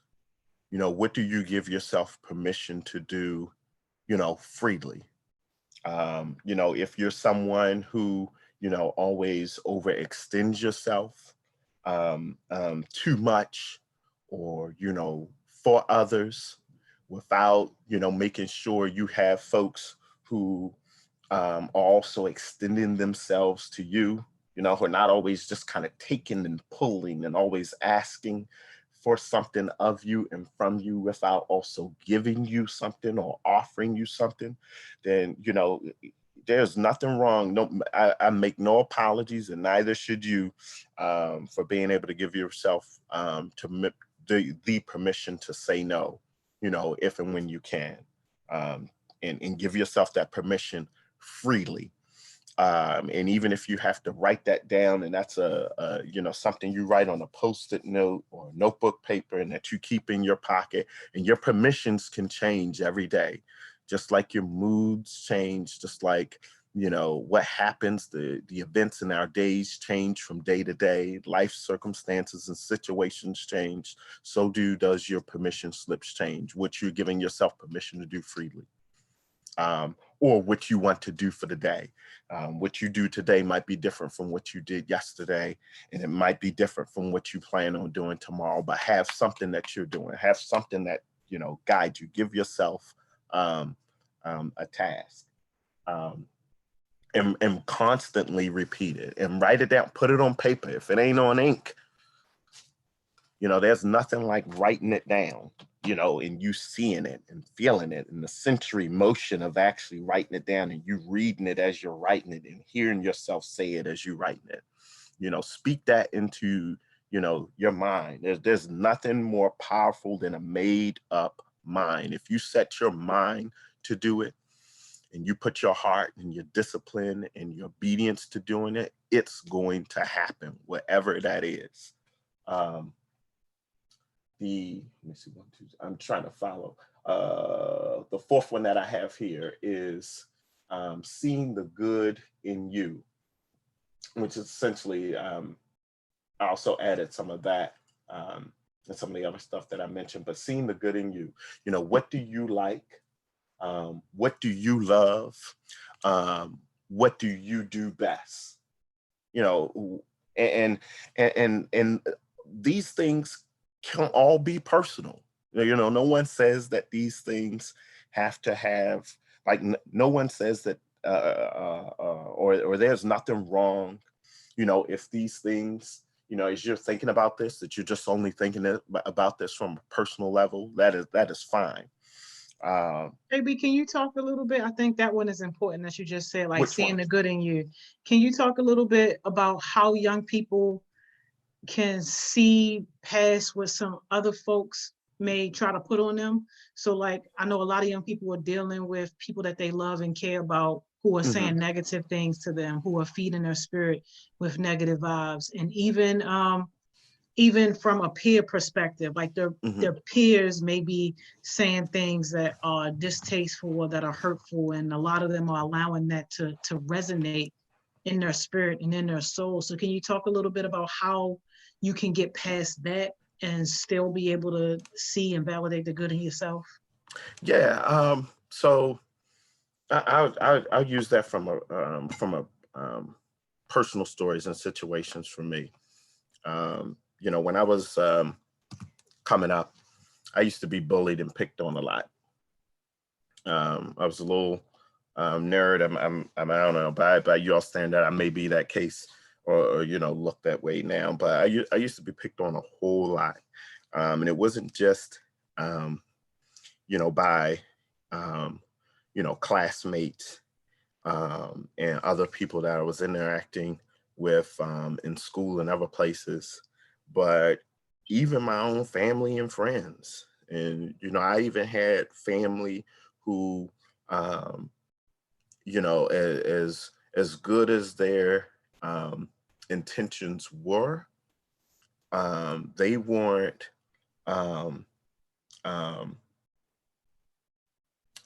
being supportive of me, to me or about me. They were speaking negatively about me to my face, hey, you'll never accomplish this. You'll never achieve that. One of the things when I was younger, I used to say, I want to be, president. And I remember I ended up getting put in detention, for that. And the lady who was managing detention, she even like smacked me in my face, because, she thought, that was crazy for me to have that type of, idea. So, sometimes, the negativity that you receive isn't always going to be external. Sometimes that could come from, within your home, within your circle of friends, within your family. And, I will admit that hurts. It hurts like hell. And there were, many times that, I cried sort of, being able to try to, deal with that. And I'm like, oh, wow, just thinking about the idea of family and what family is supposed to be. And I'm like, wow, these people are supposed to support you no matter what it is. Like they're supposed to have your back when no one else, does or will. But these are all people as well. And so just because there's a title associated with someone or something doesn't necessarily mean that they're living up to that standard, for you. And, one of the things that I had to do was I had to, as much as I can or as best as I can, try to find, times and ways that I could remove myself from those people in those situations. Now, it was hard when, I was in situations where they were babysitting me and watching me, because I just really had to like, Can you talk it about was, it from a teenage perspective? Like, how do you uh-huh. get past that from a teenage perspective? So, like, nobody's babysitting you or necessarily in charge of you, but you're, getting fed all this negative stuff. Like, how do Mhm. you overcome that? One of the things, one of the things that everyone should have, you should have, some sort, of, even if it's just one person that you can, rely on, to be able to help mentor, guide, and direct you. Um, one of the other examples, or one of the other tools that you can use, excuse me, if that's, journaling, or being able, or writing down your thoughts and ideas. Most people think that, journaling and diaries are only meant for, certain people or certain things, but there's nothing wrong, with having that, to be able to express that, to be able to vent it, and to be able to vent your frustrations, in a positive, or a constructive way, rather. Um, if you need some sort of, stress toy or device, something that you can, take out that, that emotion that you're having and dealing with. But, having a mentor, having a friend, or having, a confidant, someone that you can, confide in, someone who you can trust, someone that can trust you. It has to be two-way, um, where you can, share things unapologetically, meaning that, you're not going to be, badgered, or, or or put down for what you share, for what you express, in the same, in terms of you to them, or that person, whoever that is. But you should have at least, one person, um, that you can confide in and you could talk to, whether that be, an adult, whether that be, one of your friends, whether that be, your brother or your sister. Is going to be that, whoever that is going to be different for everyone, but having at least someone who you can confide in, and writing things down. That's a great habit of getting into. Why is that I so important though? Like, because I hear a lot of people say that, like writing things down. And we know, especially with the age range that we deal with, teenagers, they, are so far into technology that, writing something down might not necessarily be the first thing that they go to. Yeah. So like, why do you stress that so much? And is there any alternative to actually writing it down? And like, really, what is the Mhm. benefit? Yeah. So, and writing that down doesn't even have to be literal. Like, I could, show you in my phone. Like, there's a little notes thing in my iPhone. And so, I'll jot and I'll put my notes there. It doesn't necessarily mean like it's literally like, buying a composition notebook or a journal and like literally writing into that, every day or every waking hour or waking moment. But writing information down is helpful. With all the information that I, receive and I hear and that people say, it's hard for me to remember everything. I'll forget a lot. If I don't, if it's, if, if I don't put it, somewhere on a piece of paper, in my calendar, in my phone, I will forget it 100%. There's no way that you would be able to remember everything that you hear and receive, or that someone has. And so writing it down, or, jotting it down, or, um, annotating it in some way, will help you have something that you can be able to refer back to. If someone's giving you, some multiple step approaches, for thinking about something, or for doing something, or, for, addressing something, or, view an insight that they have maybe about like a business plan or idea that you have, or even if they're giving you steps about, some homework, or, math or learning concept. Writing it down will be able to help you, because you're not going, something in there you will miss, or you could potentially miss.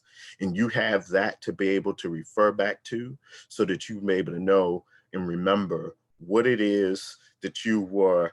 And I'm sorry, I'm looking at my hands, like, in terms of like not looking at the screen. No, it's okay. I want to add on something too once you get this thought out. But I just lost my thought there. But that way you can be able to refer back to it. That way you can be able to reference it.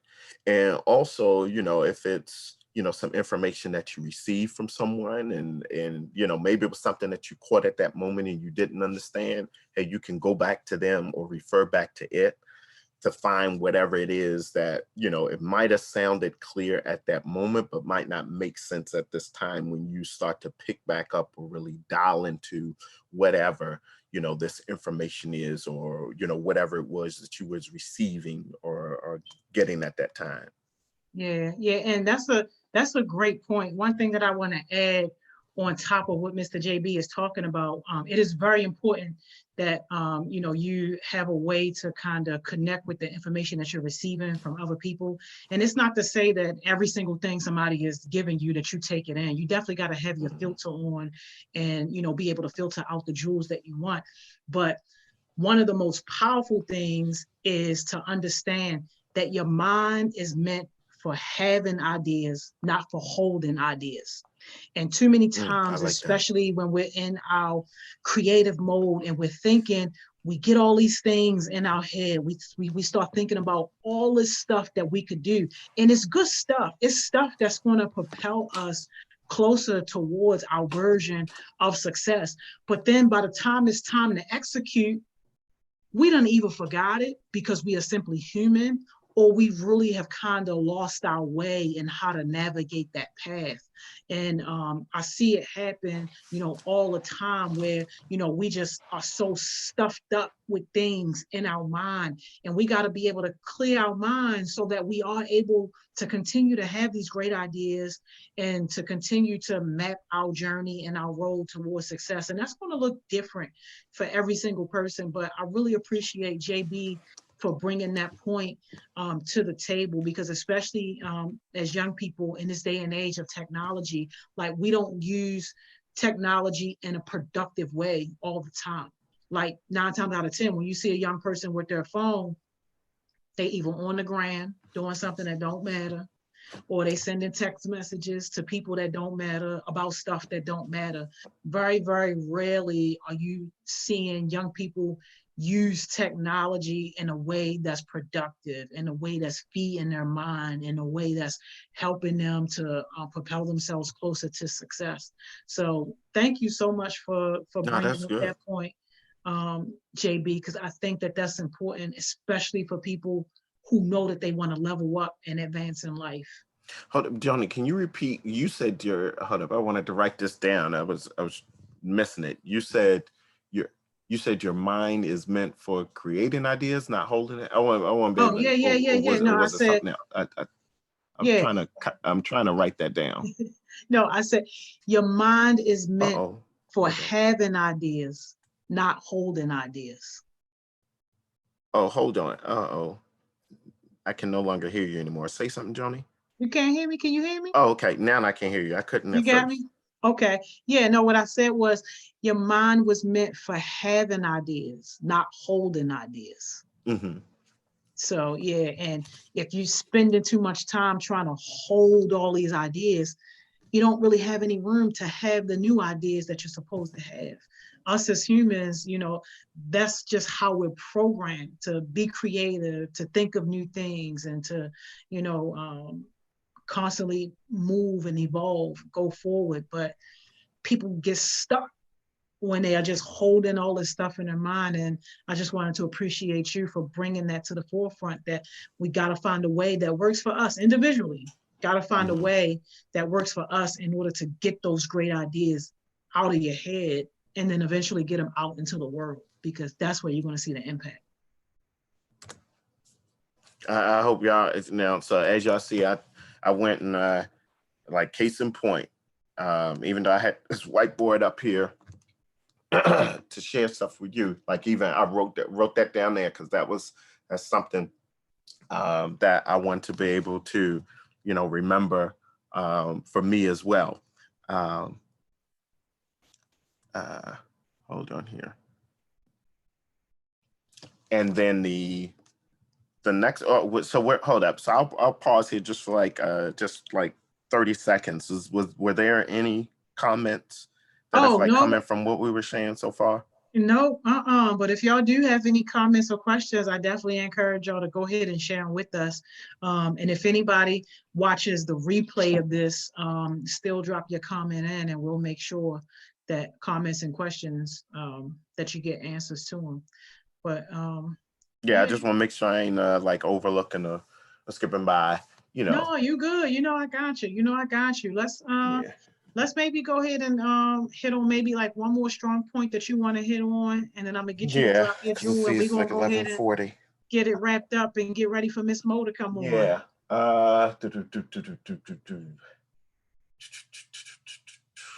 Let's see.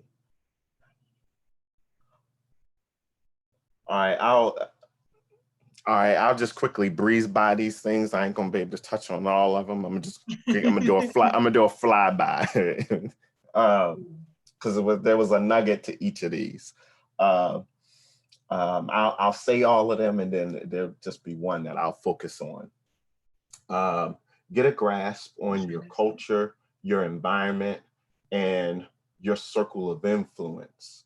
Are you a follower? Are you being influenced, or are you influencing or being the influencer? Are you being led and pushed around, by your circle of friends, by folks, or are you the one actually leading them? Are they telling you what to do and you just running along with it no matter what?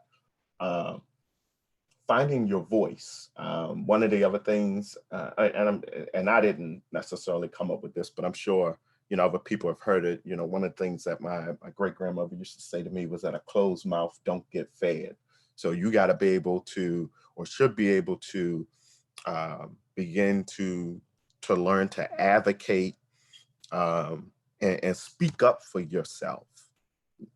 Good, bad, happy, sad. When something is, whether it be something good, it's easy for us to speak up and about and for ourselves when something is good. It's a little bit harder when, we've got some challenges, or it's a challenging situation or certain scenario, whether that be from a friend, whether it be from an adult, whether it be from, a manager at work. But advocate for yourself, find that voice and stand on it. And stand in it. A closed mouth don't get fed. One thing that no one can say at the end of the day was that they didn't know because you didn't tell them. You didn't say it. You didn't speak what you did not have, or speak what you did not know, or speak what you did not understand. Actually, wow, this could be like, my closing jewel too. Okay. Going back to the top one about smiling at yourself often. Embrace, enjoy, celebrate, and enjoy yourself. We like to be, we have our moments, where we always want to be, around crowds of people, around our friends, but also have that time for when no one ain't there, or when you want to break away from the foolishness, or, break away from the drama. Everyone kind of, Joni talked about, or made the point about, the use of social media, the use of technology. Yeah, we know sometimes, we get on there and we looking at stuff, some frivolous stuff, some quotes and some memes, but balance that out. Don't let that be your all day, your everyday, the only thing that, world star hip hop media takeout shouldn't be the only thing that you plug it into. for that. It's okay to get, your little laugh and giggles, here and there, but use that constructively as well. Own that, and control that. Practice good hygiene and habits. If to feel your best, to be your best, you want to look your best and portray your best. And so for you, figure out and decide, what does your best look like? What does your best sound like? What does your best talk like? What does your best, think like? What does your best smell like? Like, you being great and your greatness look like, feel like, think like, smell like, talk like, feel like? And develop a routine whenever that, whatever that is. You don't necessarily have, and excuse the curtain behind me, I had to kind of block out a lot of the sunlight. So I had to come up with makeshift ways of doing that. But can we get a comment in there? Sorry, JB. Oh yeah. Oh sorry. Oh yeah. Somebody have because Oh, like we I said, I we got can't a see. great one from Ms. Trina. I think we need to touch on this before we let you go. Okay. Understand the bully mindset. Bullying is a learned behavior. Most of the time they are unhappy. It's a reason, not an excuse. Yes, yes, and yes. That is so on point. Oh, Dad, Miss Trina, we ought to be having you on here. Drop like that was Miss Trina. Yeah. Yeah, we missing you, Miss Trina. I need you to, but I love you though. Yeah, because Miss Trina is a great thought partner. She's like I know. a mother for all my thoughts and the She's things that I want to do, amazing. and I'm sure she's like that for all of us. So I feel the same way. But yeah, but that's also true, and to that same point, sometimes when negative things happen to you or about you or for you or around you, it's not just about you. Like it may not be because of something you did or said. It could be because of who or what that other person is lacking. Hurt people hurt people. So if they were raised up from out of the womb in a situation, an environment, and in a bed of hate, and as they was coming up, they just had, a lot of hate and a lot of negativity around them, and no one ever showed them, or told them about anything positive or positivity or, growing or, learning and loving and living and what that really, looks like. Then they don't know what that looks like. They don't know what that feels like because no one ever pulled that into them. And that's not their fault. I hold those people, other folks, accountable, for that. But just know that in those situations, that could also be because something that someone, was lacking. And one of the examples that I can share to that is, there's someone that used to bully me and pick on me, when I was younger. I mean, they would break up my little, my He-Man toys and my G.I. Joes. And this person, we are friends like to this very day. Like that is my right-hand man, to this very day. And it was because, I was able to also grow and learn, something about me and also something about them, what they didn't have, that, I started to invite them into my life and be able, to get them to know me, and I got to know them. And, Awesome. it was a great moment, for us. We shared some tears. We still laugh and cry about it, to this day. That's But awesome. again, bullying is, those type of situations that you have with bullying and harassment, that isn't always because of something that you're doing or that Yeah, you did or you absolutely. said. Yeah, and I want to make sure that people understand too, like bullies are leaders. Like, don't ever misunderstand that. Bullies are leaders, they just kind of misguided in their leadership. And imagine if we were able to take that leadership and apply it to something positive. That would be powerful right there. That would be powerful. So any bullies in your life or any bullies that might be watching this, or even if you watch the replay, man, if you want to turn that bullying around, holler at us, because we need for you to be on the other side, because the negative side, you don't ever win on that side. There are never any winners on that side. All you really have are, people who learn, and you don't have to wait until it's too late to learn. So thank you so much, Ms. Trainer, for bringing that up, because that's definitely a valid point, especially considering the age group that we deal with. So we just like about right at our time. We got to get ready for Miss Mo. JB, thank you so much for a wonderful session again today. Really appreciate you. So we'll see you tomorrow, right? 11 o'clock. Oh yeah, yep. Same time, same channel, y'all. And love y'all. And y'all got my information and our information. And so the conversation and the love and support don't stop. It just keeps going. Sounds good. All right. So check in with Mr. JB tomorrow at 11. We got Miss Mo coming up for people who are still hanging with us. We're going to take this quick break, and then we'll be back right at 12 with Miss Mo. And I think Miss Mo is going to have a young person with her. We gotta wait and see. Yeah. And then after Miss Mo, y'all already know Miss Kaitlyn is coming with all the academic stuff. All right. So hang tight. I'll see you guys back right at 12. Thank you, JB. All right. Thank you. All right. Bye-bye.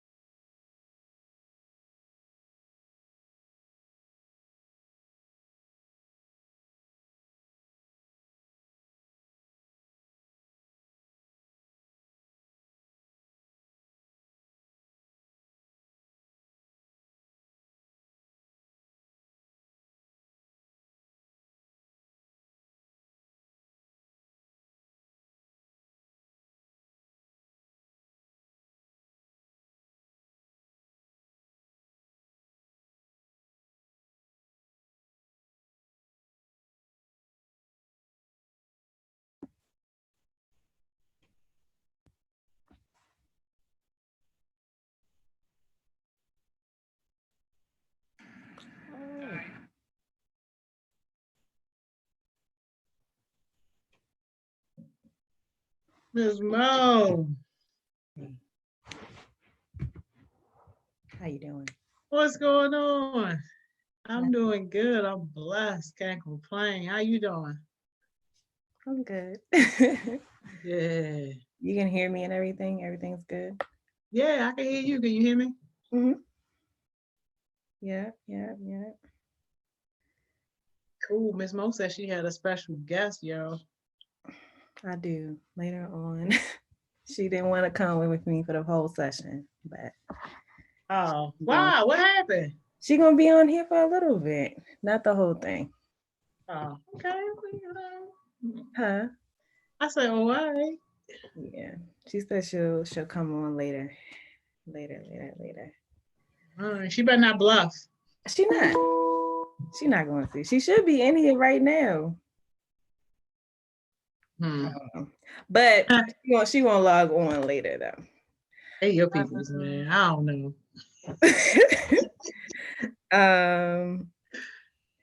All right, y'all, let's get started. This is kind of, hold on, give me one second. Okay. All right, so I just wanted to talk like today about like what to do like when you're in like that decompression like phase. So like when you're feeling overwhelmed by like people or like things that are happening around you, and kind of like what to do when you get alone. Because like we enjoy time alone. I think we thrive sometimes off of it, but some of us don't necessarily know what to do when we get that alone time. So I wanted to share, some of the things that I do kind of in that decompression phase. And then I wanted others to also share. Ms. Joni, of course, if you would like to share, please do. Yeah, sharing whatever. And then and like some of these things, like as I'm sharing, they're gonna sound like ways to decompress, like if you're stressed out too. I mean, it's the crossover, it just happened. So yeah. And of course, like any questions that you have or anything that you want to talk about, put it in the comments, please. Oh, Taylor is here. Yeah, she's here. She's watching. She's waiting. Oh, all right. Okay, T. Okay, so some of the ways that I kind of, decompress. I listen to music a lot. If you like, a lot of times you'll see me with like one headphone in or like my phone in my hand, just because like I have to be connected to certain things. But if you ever see me with like both headphones in my ears, it's a wrap. Like just don't engage. Just kind of like leave me alone for a second. Because whatever I'm listening to is helping me more times than none to kind of calm down and kind of like, separate myself from the world, even though I'm in the midst of the world. But when I have the both headphones in, I can't hear anything else. Or I'm just trying to be like super focused. I also try to focus on controlling like my thinking, because I am an overthinker. Like I'm probably the queen of overthinking, and my mind will take me to situations that do not exist, to questions that are just ridiculous, to like doubting myself, doubting others. And so in those moments, more recently, actually, I kind of focused on like, from help from others to just kind of telling me like focusing on what you can control and what you can't control. So like I can control what I'm thinking, right? I can control what I'm thinking. If I just kind of settle down and take a few minutes and control my thought, I can do that. I can't control people's responses to what to what they're doing, or like I can't control like people's reactions to things. So like if I tell somebody something and they react in a certain way, I can't control that. But I can control my actions. And just kind of like, yeah, just kind of like slowing my thoughts down. And then what kind of is like coupled with that is like taking deep breaths. And when I say like take a deep breath, I don't mean like just go, that's not a deep breath. Like you have to like, I used to do like breathe in for 6 seconds, hold for 2 seconds, and breathe out for 7 seconds. And you're probably thinking like, I actually got that from an old coach of mine. You're probably thinking like, how do I breathe in for 6 seconds? And how do I like breathe out for 7 seconds? And it's all about like that control, right? You can breathe in for 6 seconds and hold for 2 and release for 7, and you'll feel so much better after it. Maybe this is the part where I should probably demo it. I can demo it if you guys want to practice. That's what we gonna do. So I'll do it. Let me get a timer, and I always do it with a timer because me actually doing it, like me counting for myself, is not gonna work. So let me bring up a timer and we can kind of practice like what that looks like. So I'm gonna start now. Miss Joni, since they can see you, you're gonna do it too. All right. And what I'm doing now? You have to breathe in for 6 seconds, hold your breath for 2, and then release for 7 seconds. Okay. All right. You count. All right. So you know what? I'm gonna show you right here. Hold on. All right. Nobody call me. All right. So we starting.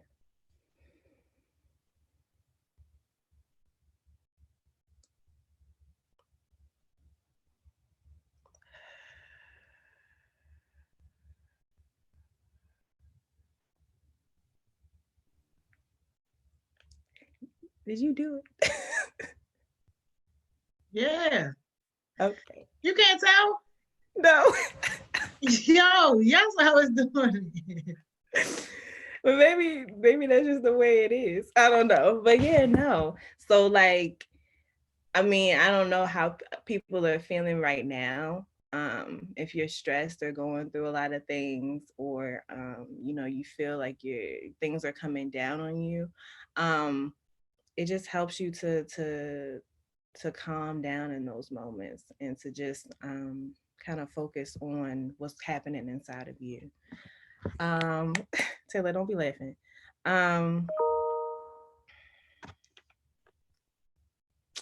Another way I'm like kind of decompressed or just kind of like focus on myself and my thoughts.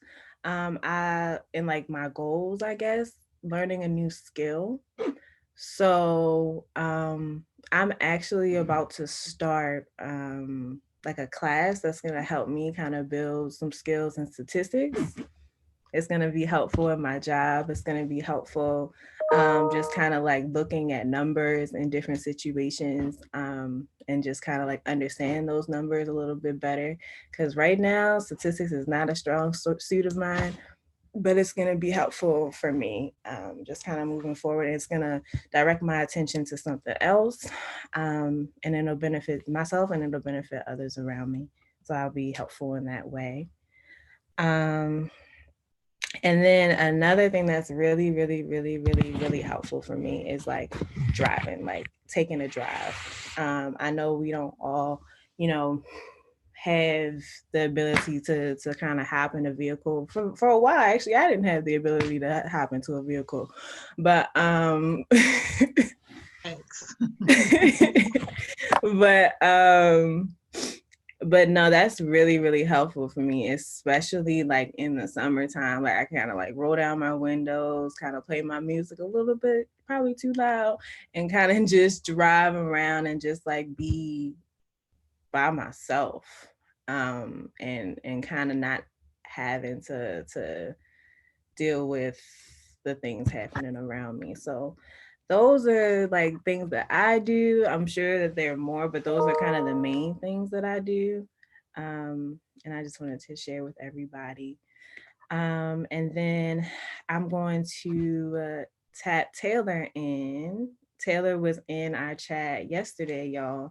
And she was actually in the midst of going through a situation where she had to, practice some of her like decompression methods. So I just wanted her to be able to share, and she agreed. So she should be coming on soon when she can sign in. That's awesome. Yay, Taylor.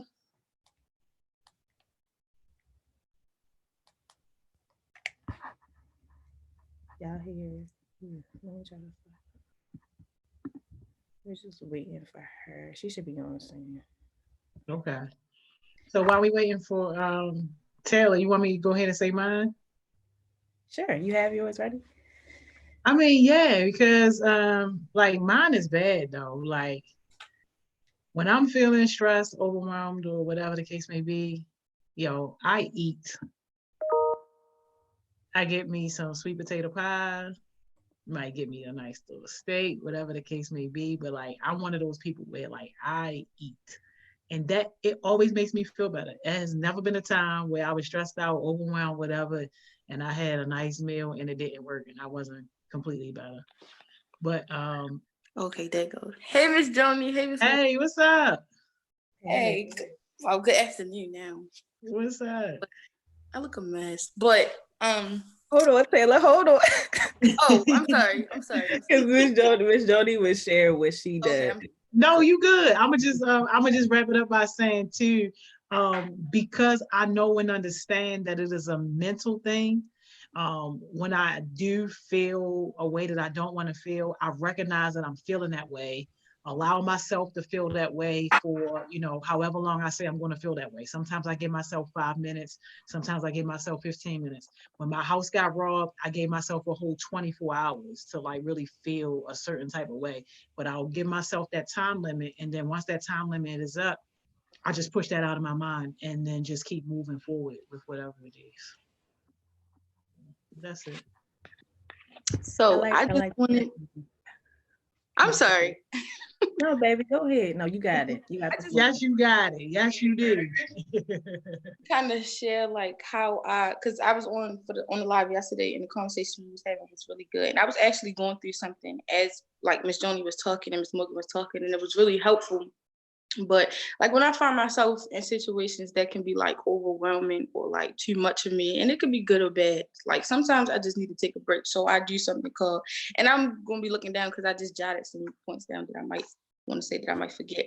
But I do this thing called self de-escalation and self-evaluation. So that's kind of like when I do find myself in those situations, I just stop and I like take a breather, like Miss Morgan was saying, take a breath just to calm my nerves, calm my mind.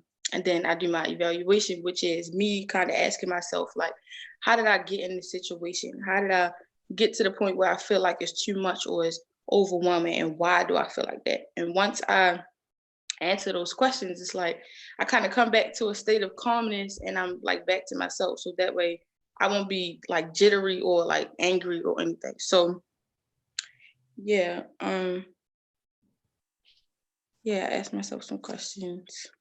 Yeah, because like sometimes I could be like in a state of isolation a lot, or I can just like shut everybody out, or it'd be times where like even my mom, I could get mad at her sometimes and I just not want to talk to her at all. So I just stop and just ask myself some questions, come back to myself before I come off at anybody else first. So yeah, and then sometimes I feel like I wrote down introverts wear chaos on the inside. So I feel like a lot of times when I do get mad and stuff, I don't tell people a lot. And sometimes people won't know that I'm mad, but I will be mad. And that could be a lot of myself.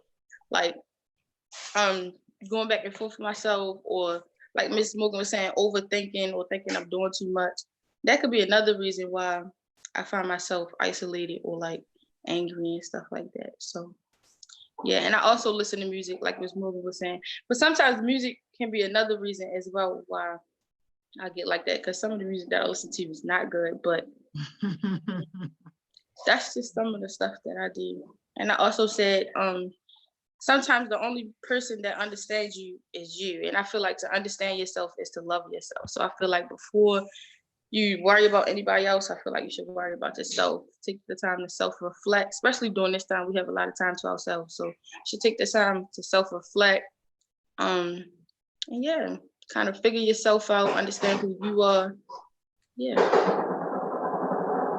You, Taylor. That was a good. I like Yeah, that. man. You over here dropping straight gems. Absolutely, absolutely. Kind of going back to what you said about like being aware of the type of music that you listen to. Um, that's very, very, very, very important. So if you're angry, don't be listening to music that said, "Well, I'm gonna bust something up and I'm gonna do all of this and I'm gonna destroy this." Don't don't listen to music like that. If anything, if you just can't kind of like pry yourself away from that kind of music, listen to the instrumental version. It would not so much like the lyrics. If you just can't pry yourself away. I know listening to instrumentals like helps me sometimes, but listening to like if you're angry, listening to like slow kind of music and just kind of like, I mean, I'm a big like 90s R&B type of person, so like that's what I go to. A lot of the times, not so much. I like 90s hip hop, but like some of that is just too much to be listening to, especially like the hip hop like now. It's just too much to be listening to, especially if you're like feeling a negative emotion. um so yeah, being aware of the type of music that you listen to when you're trying to decompress is very, very important. um Taylor, what you doing? Where'd you go? Can you hear Taylor me? tried to duck out on us real quick, but no, she dropped a whole lot of jewels. And I love that one too about when you are aware of yourself and then just being careful about how you interact with other people. Because I think people do that so much, like they project negativity on you because that's what's inside of them. And it don't necessarily make them a bad person. They could be a good person. They could be a great person, but just, going through whatever it is that they're going through in that moment. And, just the first person that come along, boom, you become the target. And people who aren't aware of that, could end up using and abusing and hurting good people who don't deserve it just because you didn't understand what was going on with you. So I really appreciate that point. And, I hate to bring up our situation in Baltimore, but I mean, it's no secret that we are in a crisis in terms of this homicide rate. And I think a lot of it too links back to, kind of what Taylor said, like, we don't know how to deal with ourselves. And if you don't know how to deal with yourselves, then, it's going to be chaos. And people rather pick up a gun than pick up a mirror and look at themselves and figure out what self-work do I need to do first. So Absolutely. thank you, Taylor. Thank you so much. You're welcome. Thanks, Taylor. You have any other ones or other things that you would like to share with the congregation?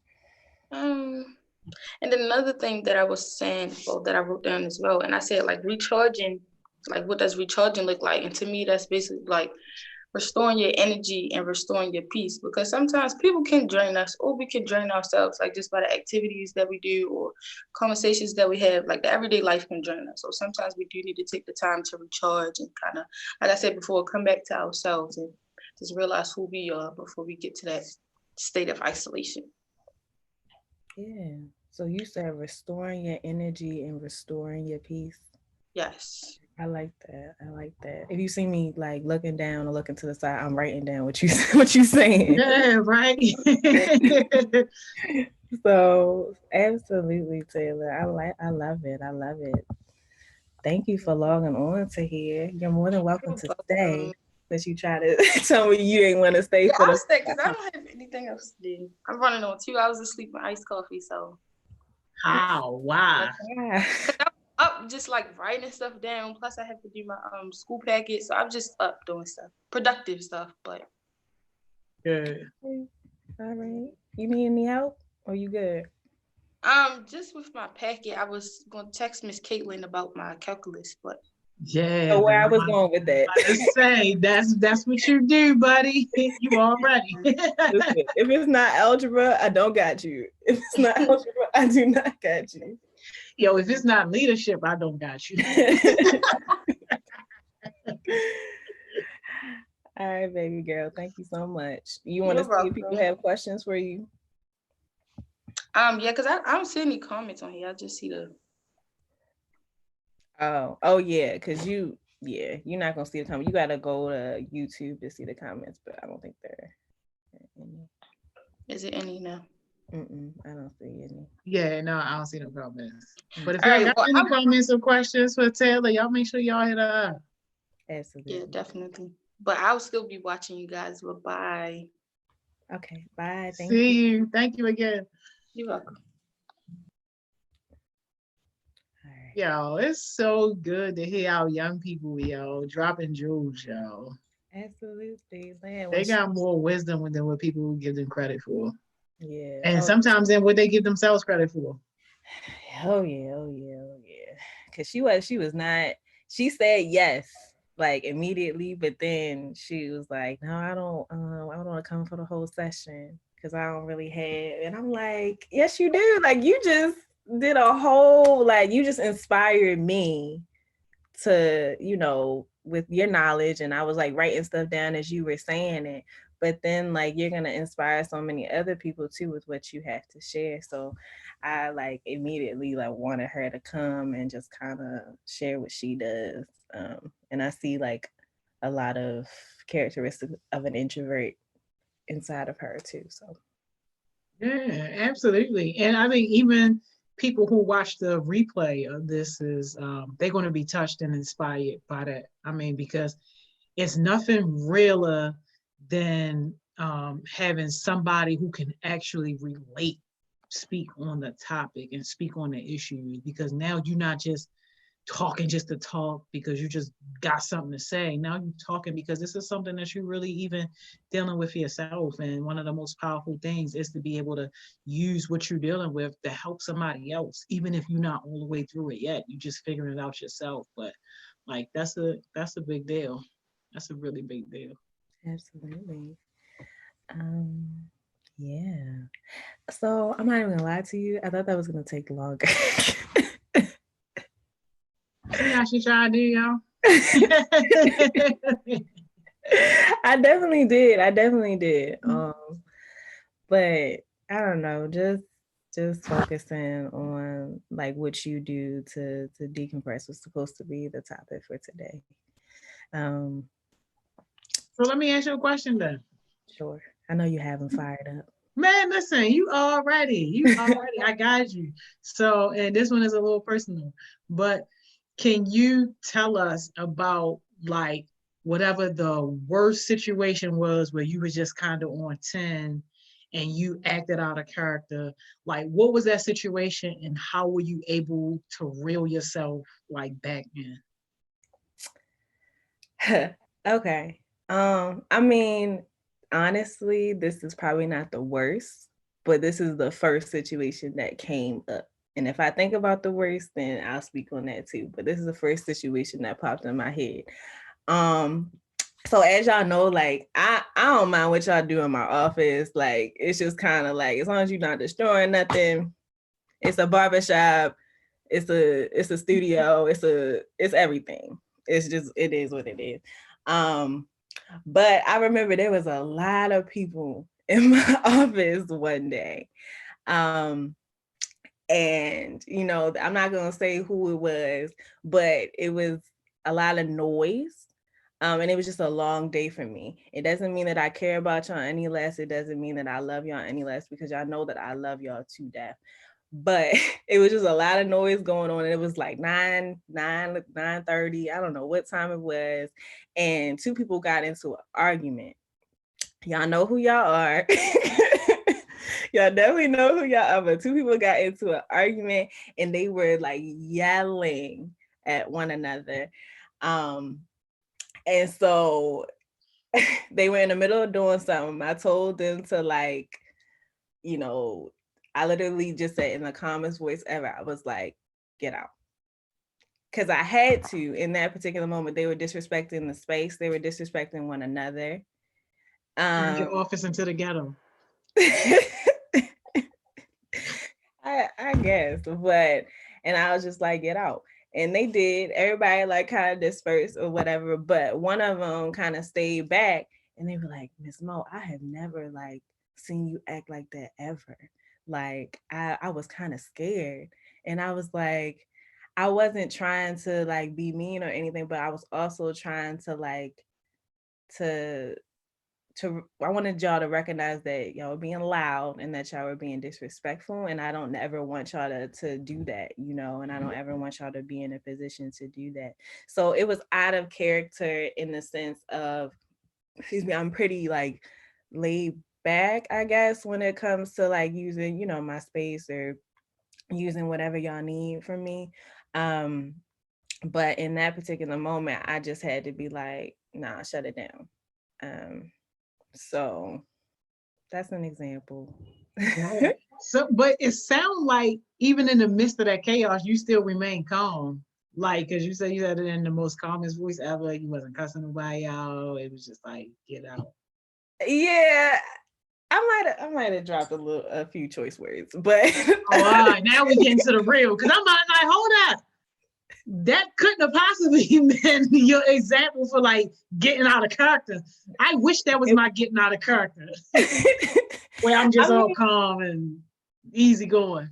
Well, it was more after the words kind of came, and I was just kind of like, because they had come back and they wanted something, and then I dropped some words and everybody left. So hey yo, you dropped the words calmly, or you was like, well, I wasn't yelling. I mean, if anything, my face like told the whole story, and then I was just dropping the words. I wasn't yelling. Okay. You'll rarely hear me yelling. I'm trying to think of a situation where I was like yelling. So you were out of character, kind of like in your language, and just like that. Okay. So then, how were you able to kind of like reel yourself back in? Like, what was like your checkpoint moment to say, all right, Ms. Mo, I'm out of character. Let me get myself back and kind of bring it back. When everyone was gone, I just like sat in my chair and kind of leaned back, and closed my eyes. And I was like, why? Well, of course, because it's in my character, I was questioning like if I like overreacted. And then when I asked myself, did I overreact? I came to the conclusion that I didn't. Because in that particular moment, I feel like that's what was needed. And I think that they got the message as to what, you know, why I reacted the way that I reacted. And then I like just closed my eyes and kind of just like did that method, taking those breaths that I was talking about. I did that, and I was good. Sometimes it don't take too much for me to come back to like who I am and what I'm doing. It wasn't Maul, was it? Because he said you was yelling at me. Maybe you telling on yourself. Is he telling on himself? I was not. I can't even imagine him being the person arguing with somebody else. Like, that's just not even in his character. Like, nah, he'll slip something in your Hawaiian punch before he's standing there and have an argument with you. Like, that's just not in his nature. He too cool and calm and collect for that. Yeah, I'm trying to. It definitely. Ma, have I ever yelled at you? I don't think I ever yelled at anybody. Not in life, but just like out of the kids. I don't think that I wish I could say that. I might have. Who haven't I yelled at? Honestly, truly. I mean, y'all know I'm close like with Shalal. I probably yelled at him a couple times because he just be love him to death, but sometimes. I already know. Your son be off the chain. I already know. So then, I'm really trying to think of a time like where I like was completely out of character.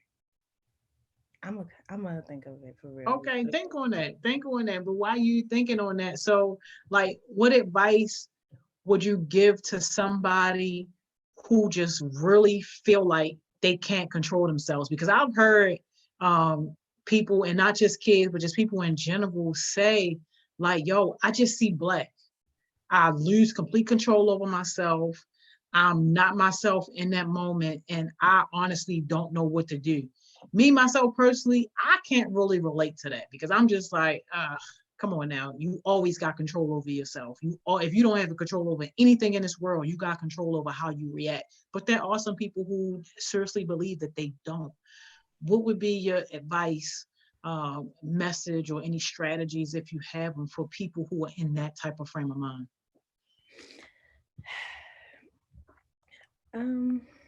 I really do think that if you can't like control, like if you're thinking about like yourself and like you can't control yourself, think about the impact that you're gonna have on other people, from wherever reaction that you're gonna have. Like, so if you see black, if you just can't see nothing but like anger and just like negative emotion, like please take a moment to pause and think about the consequences of your actions, right? So some of them are going to be consequences that you face personally, and some of them are going to be consequences that the people around you are going to have. So you're going to hurt somebody with your words, or physically you're going to, destroy property. You're going to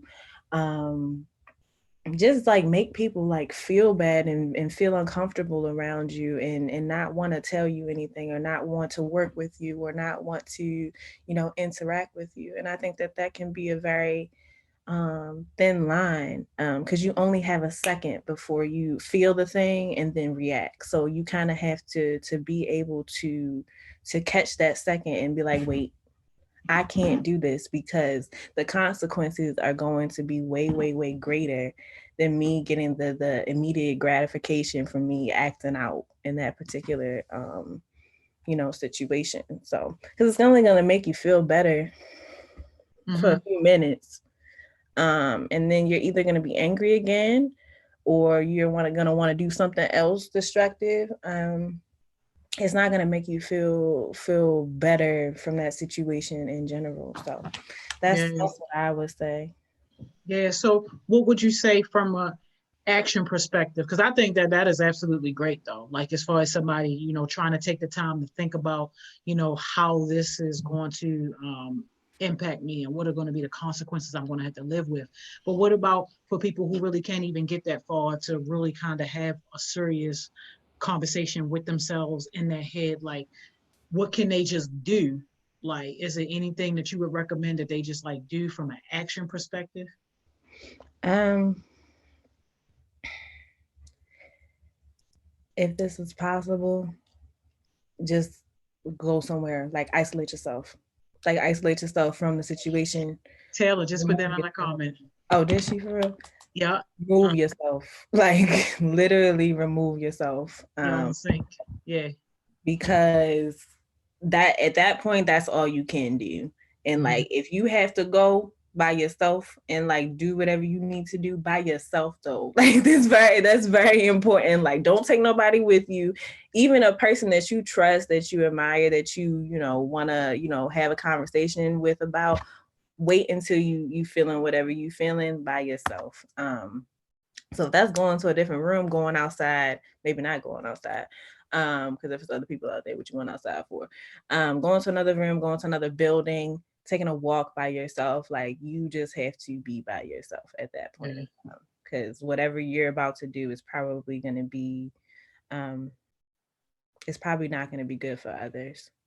So that's my recommendation. It looks like it's Taylor's recommendation too. Yeah, no, that's cool. No, I love it. I mean, there's been a lot of times where I have had to tell people like, look, I can't have that conversation with you right now, because I already know that what I'm going to say, I can't take it back. And I know that what I probably want to say in that moment, it's not going to be good. Like, and it's not only is it not going to be good, it's not going to be productive at all. And I understand the weight that I hold in some people's lives, and I understand the power of my words. And I would never, ever want to misuse my words or misuse my power, especially with people who I care about, or even people who I don't care about. Like, words really, truly do cut deeper than any knife. And I don't want my words to be cutting people and tearing people down. I want my words to build people up. That don't mean that it's going to always feel good.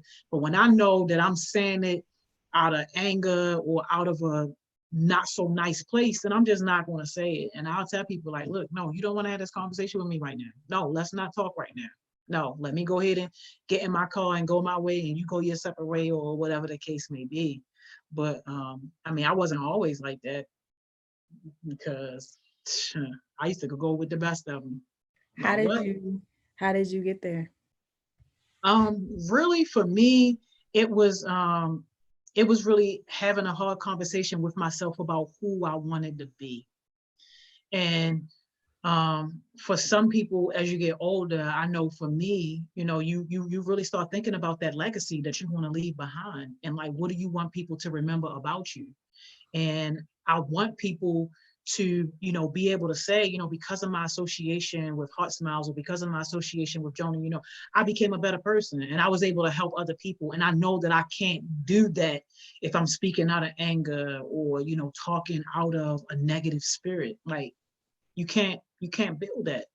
And for me, what I leave behind in this world, to me, is far greater than just me being right here, right now, physically. So that was kind of like a game changer for me, and just how I started to handle those type of things in people, just differently. I was always the cutoff type person though. Like, you cross me, cut you off. Always did that. It's even worse now, because it's like, man, I really don't have time now. And I really don't want to be responsible for breaking nobody down or hurting nobody's feelings. And I know one of the ways I can protect you and protect myself is I just don't have to deal with you. Bye. Adios. See you later. Okay. Okay then. You got some comments up in here. You reading your comments? No, I'm about to read them all. Okay, well, Elder in here talking about it was Shallah. I don't know who else. Well, they just told on themselves, so there you go. It was one time you yelled at me for skipping school. Yeah, I did. Yep. Nope. I remember that. Mar said that it was one time I yelled at you for skipping school. I probably did, Mar, and you know why I did, because we already told you about that, and you gonna still try to come. I don't understand. I don't know exactly what I said to you, but at that point you must have set me off, because I'm not playing about your education. I'm not playing about your well-being. So please, yeah. So yeah, that would get a rise up out of me. Taylor said, and that goes back to, she said that goes back to calm yourself down first, taking yourself away from the state of angriness and isolation. Most definitely, Taylor. Mara said, yes, Taylor, and I think that was the hard thing about it, is isolation. It's hard to remove yourself. You can remove yourself physically, but not mentally, but I try my hardest to make things right. Yeah. Excuse me. Yeah, you could definitely remove. I think it's easier to remove yourself physically than it is to like stop thinking about it. But that's kind of the purpose of that isolation period, is to kind of like figure out, okay, well, what can I do to get rid of these thoughts that I'm thinking? Who can I, after I experience this isolation, who can I go and talk to and make things right with, or who can I go and talk to and make sure they understand the situation or something like that. So I think that period of isolation is not really meant for you to remove yourself mentally from the situation. It's meant to physically remove yourself. And then when you leave from that moment of isolation, that's when you can kind of start to mentally heal from whatever you're experiencing, because then that's when you have that contact with other people, or that contact with whatever situation that you're in, that you can kind of mediate. Can I add on to that one too, though? Mm-hmm. Yeah. That one with Ma about it's hard to remove yourself. So like you can remove yourself physically, but not mentally. The one thing that us success-minded people gotta keep in mind is that things aren't going to be easy.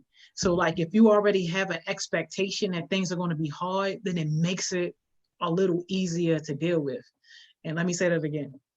if you already expect for things to be hard, it makes it a little easier to deal with, because too many times we go into situations or we may look at something and we think that, oh, just because somebody else did it, or, you know, just because this happened, that it's supposed to be easy, or just in general, because of our human nature, we expect things in life to be easy and to not be so hard, when in actuality, it's the opposite. So I would just say that from a mental perspective, like, start conditioning yourself to already understand, like, look, if I want to reach this level of greatness up here, I got to grind a little harder. I got to work a little faster. I got to do a little more than what everybody else is doing. And I definitely can't, you know, put myself in no line or in no competition. I really just got to set my bar high and set my standard high and be willing to do more, because I know that I want to go further. Absolutely, absolutely. And I mean, I think that I also kind of struggled with that. Like when I was younger, like I used to think certain things were just like gonna come to me, or like were easy, because they were at that moment in time. Like they were just coming to me. I was able to just kind of do things. And then I reached a point where I was like, oh, all right. So I have to, in order for me to be successful in this thing, I have to do things for myself, and I have to seek out knowledge myself, and I have to hold myself accountable. I know earlier in the earlier session, I didn't hear the whole thing, but I know that with Miss Simone, y'all kind of talked about, you know, accountability partners. Yes. And I think that is really important, especially in times like, you know, where you feel like a process may be hard, or, you know, you're trying to reach your goals and you're like, oh, this is too many steps or something like that. Like, I think that an accountability partner, if you can't hold yourself accountable, it would definitely be useful to kind of, for someone else to be able to hold you accountable and keep you on track. But yeah, just kind of going back to my personal experience, like there was definitely times, you know, where I thought I didn't have to work as hard, but that those days are definitely over. They've been over for a few years now, but yeah, definitely. Oh, Mario here talking. Yeah. Um He said, time and time. tomorrow don't owe you anything at all, but keep yourself motivated and productive. You owe it all to yourself. Don't let anyone break you down, because it's going to be hard to build you back up. Yeah. Hey Mar, you just be in here just dropping everything, right? Mom got them jewels, man. They listen, y'all got way more jewels than I will ever have. Let me tell you something. Definitely. So yeah, man. Y'all got any questions though? Yeah, send your questions, man. Send your questions. Keep sending your comments. Absolutely. Because y'all know I give them to a back to back to back to back to back, man. But I'm definitely interested in what you guys have to say, and, you know, some things that you might be curious about in order to help you. I think this is a very important topic. And it's sad because this topic is too late for people who have already done things that they probably can never recover from. And I'm specifically thinking about some of the young people I know who are behind bars right now. You know, and it's just like, man, if only we would have, you know, had, you know, something like this where they could have learned how to control themselves, or isolate themselves, or take that moment to kind of think before you did that action. Because once you do it, depending on what it is, it's over with. And then you're going to get the type of accountability that you really don't want. Yeah. That Yeah. hard accountability. Yeah. Forced accountability is, yeah, volunteer accountability. Don't let people force that upon you. Yeah, absolutely.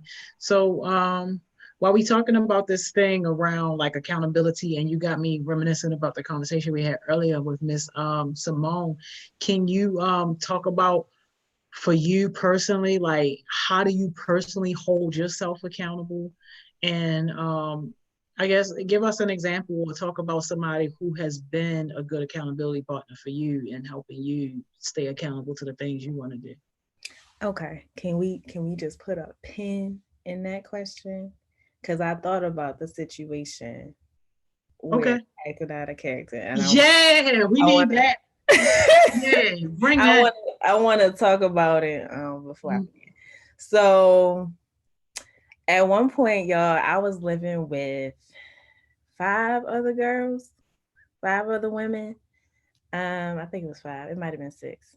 Nah, I think it was 5. 5 other women.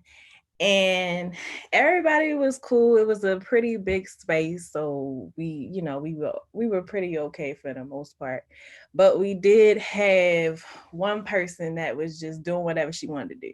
Whenever she wanted to do it, she was and we just gonna keep it fully transparent, like having sex like in our living room all the time, at like in the middle of the day, but like at 2 a.m. She was inviting all kinds of people over. YouTube, please do not take this video down. This is a positive conversation, I promise you. Oh, they gonna flag you if I say that? I don't know. You know, they done took down like 2 of the videos. They was only test videos, but Okay, still. let me be careful in my words. Okay, so she No, just it's all good. I just want to let your appropriate YouTube thing. people know this is a positive conversation. The girl was talking about an example. Don't take Yeah, this video down. definitely. So she was just inviting all kinds of people into our space, people of all different kind of ages. Um, she wasn't cleaning up, like she would make a whole like mess and all this other stuff, like leave food like smeared all on our counters and our oven and stuff. She would leave food on the ground. Just disgusting, like just nasty, like just nasty stuff, like in all suits, just very, very nasty. And I think part of it was her age, because she was younger than us, but also she was just like doing whatever she wanted to do. She had that freedom kind of away from her household and from, authority. So she was just doing whatever she wanted to do. It came a time where she was putting everybody's health at risk, and we knew about it, but she wasn't trying to like say anything about it. So that was the kind of thing that kind of like set me off.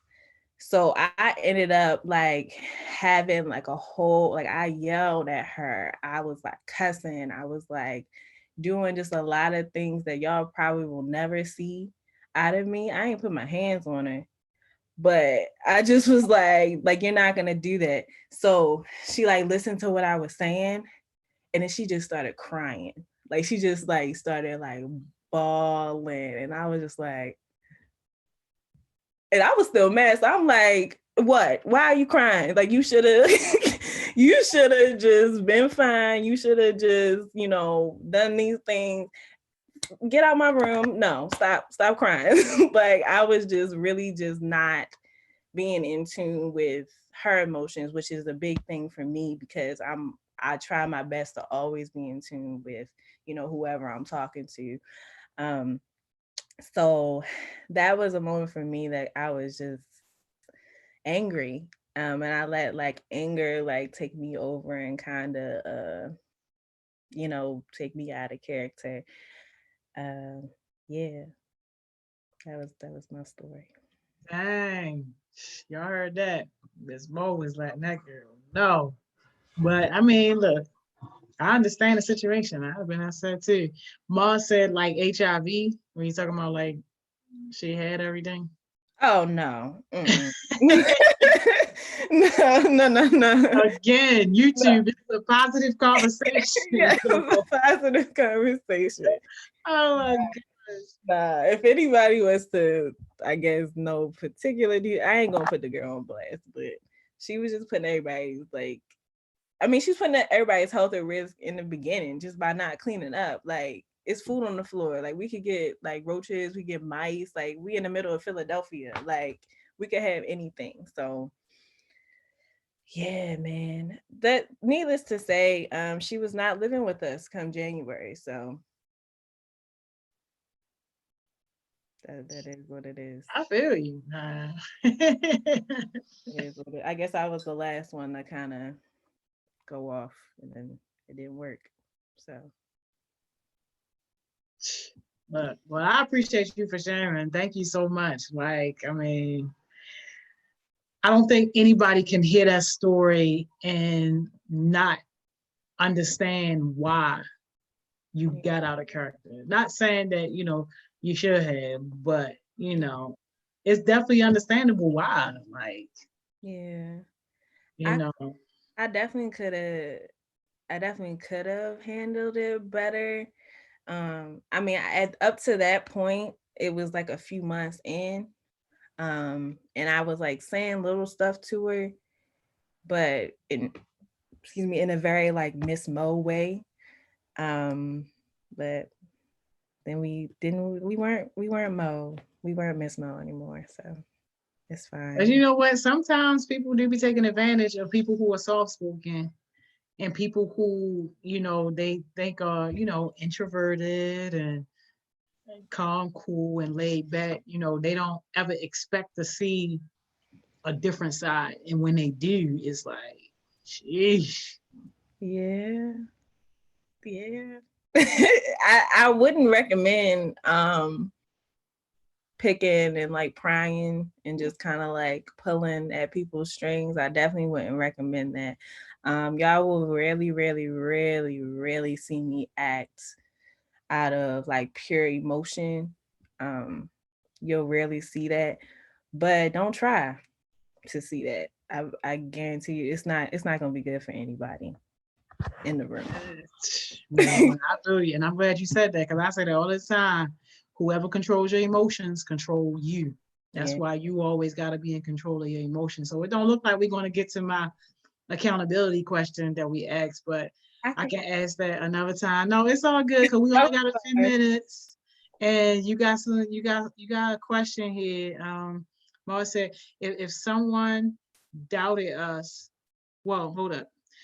What are some words you can share with us when we doubted someone and they became greater than we thought? And if someone doubted us and we are now living a life, that's some words that you could share with us. Okay. When we doubted someone. All right. So I'm going to. All right. So when you doubted someone and they become greater than you thought, well, don't be out here just doubting people. Like, don't ever underestimate people's abilities. Like, I don't think that's a good practice for anybody. But what you can do is, I mean, don't overdo it. You can definitely congratulate them in their endeavors and their success. But be prepared for whatever response that they give you. Because at that time, if you were doubting them, they probably not gonna want to hear the congratulations from you. They're probably not gonna want to be associated with you, depending on how big the situation was. So you might just have to watch them from afar and just be kind of okay with the fact that you weren't able to experience their success because you were, too in your feelings and too worried about doubting them when you could have been helping them. So you kind of have to deal with that. And if someone doubted us and now if someone doubted you and now you're living, what may deem like a successful life or what you may think is like you're in a better place than you were. I think it's very, very important, no matter how successful you are, to not be cocky. And to not brag about your success. Like, just because you overcame all these obstacles and because you're in a good place now, people don't really care about that if you're like a bad person and like you're like a mean person and you're a nasty person. People are not going to care about that. So if you're successful, just be like okay with your success. Always strive for more. Don't let one level of success be your stopping point. Like, always strive for more, and always strive to help others and contribute positively to other people's lives. And yeah, like, that's it. Don't use that time to stunt or to be like, oh, well, I'm here and you not. And then kind of going back to what Miss Joni was saying, I think yesterday, like, use that to kind of like bring other people like with you and other people to where the level that you're at. So, you know, look at those skills and evaluate those skills and see what you can pass on or see what you can contribute to others. Taylor said, I love that you understand how you got to that point and why, but also reminding yourself where you were wrong and realizing that wasn't you. Yeah, I had to, because that person that came out, I was like, I scared myself. I'm not even gonna lie to you. So yeah, I had to. Taylor also said, don't doubt anyone. Yep, don't do it, because you never know what people are capable of. You never know what people are going through, what they've been through, or just how their day is going. Yep, absolutely. Absolutely. Mars said, I never doubted nobody. I just want to know what some words you can give those haters. Let them keep hating on you, Mars. Yeah. Let them keep hating. Like the strongest thing that you can say to them, and you're not actually gonna physically say it to them, but the strongest thing you can say to them is like your success and your, you know, what you're doing. Like they're gonna see it. So just let them see it and just let them keep hating on you. Yeah, my mother always say, like, that's like asking a dog to stop barking. Like that. She always say that. I like that. It is, because they're not gonna stop. Like, and even if they do stop, you're always gonna have somebody else.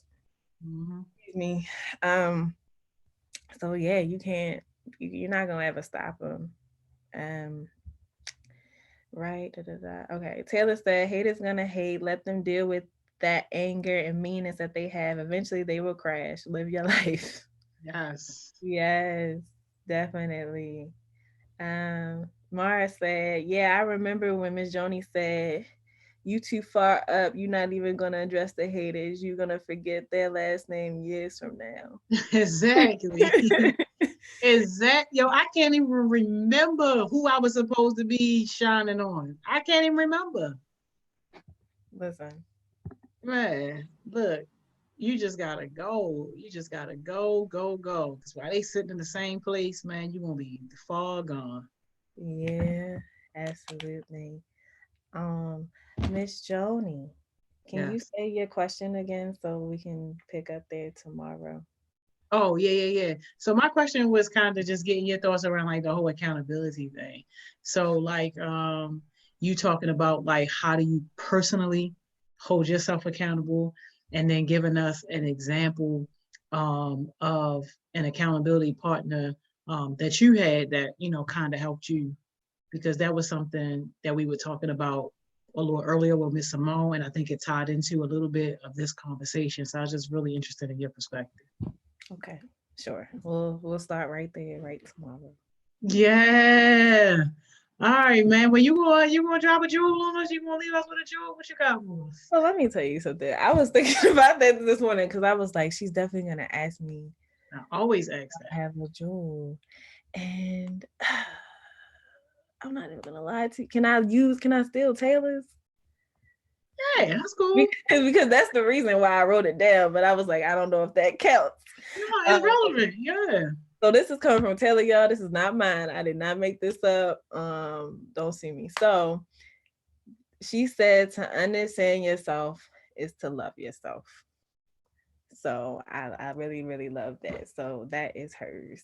And there you go. Yeah, man, I love it. Look, I don't care if you're watching this video right now as we make it, or if you're watching this video a year from now after we've already made it and moved on. I hope that you love yourself, because that was a powerful, powerful, powerful statement that she just said. Thank you so much, Taylor, for blessing us with that. I think that's a wonderful, great note to end on, because that's what it's about. Man, when you love yourself, you can do things that you never thought that you could do, just because of that one simple thing. Yeah. So thank you so much. All right, man. Yo, we are at our time. So if y'all sticking around, we got Miss Kaitlyn up at 2:00. She gonna be doing all this academic stuff. So make sure y'all get y'all stuff ready. Yeah. And bring those packets, bring your questions, bring everything you got. Biology, algebra, geometry, trigonometry, all this, whatever armetry, bring it. Bring it. Miss Kaitlyn is coming back. So we on break from 1 to 2, and we're gonna pick it back up at 2 o'clock. Thank you, Miss Ma. We gonna see you tomorrow. Nah, so yeah, y'all see me tomorrow. Wait, quick. All right, y'all. We'll see y'all tomorrow with Miss Mo. Thank you, Miss Mo. No problem. See y'all. All right, bye-bye.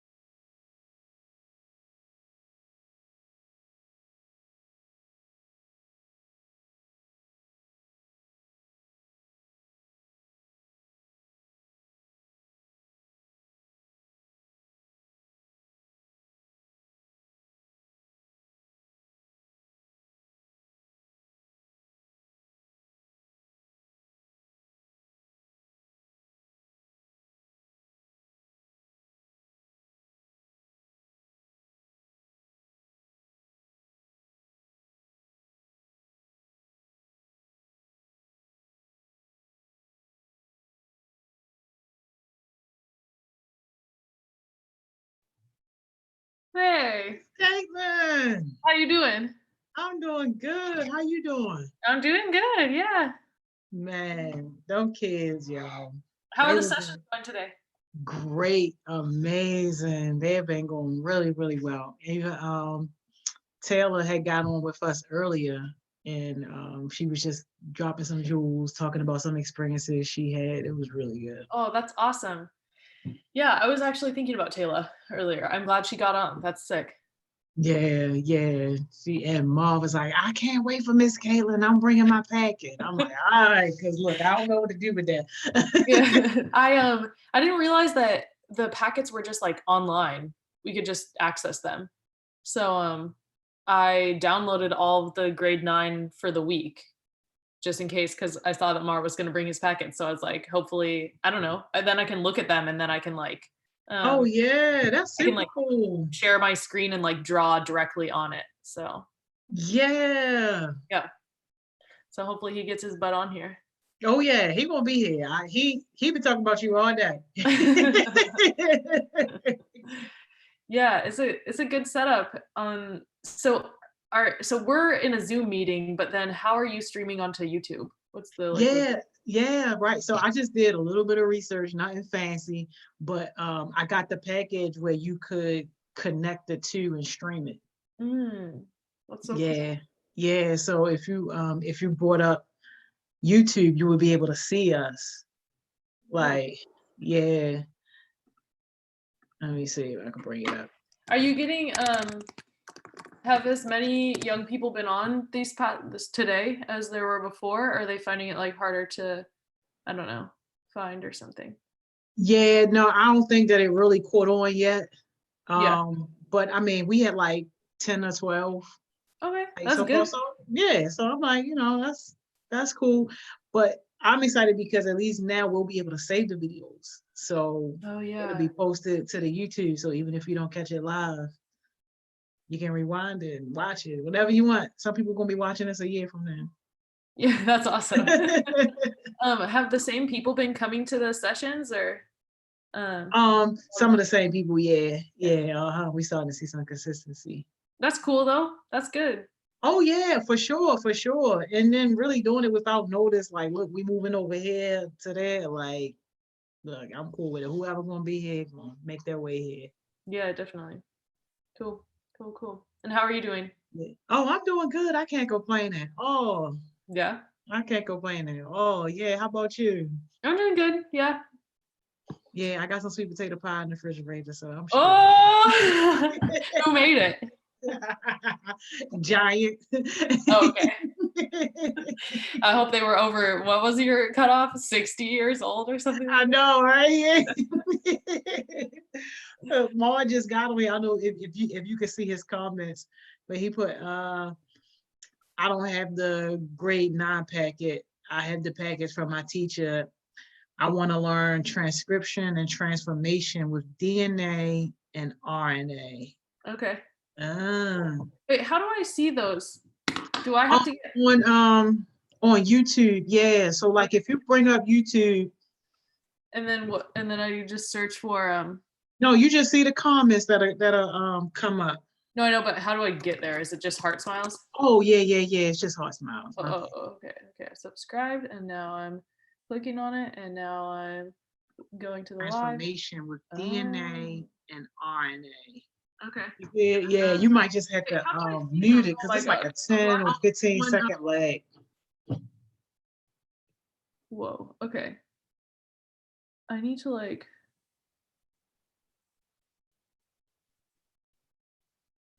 Wait, can you hear me still? Yeah, I can hear you. Okay, it started playing the like YouTube and then I got really confused. I know, that's why I say you gotta mute it because it's like a 10, 15 second lag. How do I mute it? Video. Got it. Okay. Wow. Okay. Sorry, I'm literally an old grandma right now. Okay. No, you are not. Okay. Okay. So Mara is the only one that has. How can you tell who's here?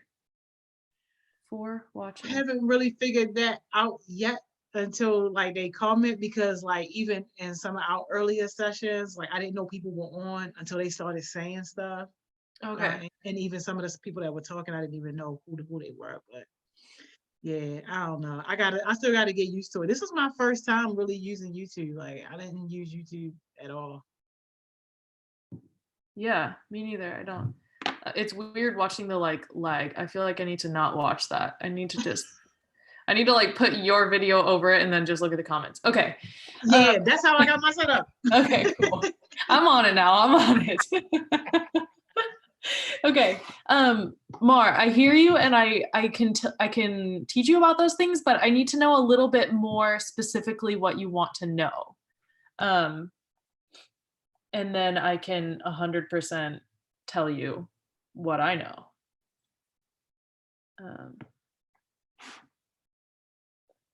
Let's see.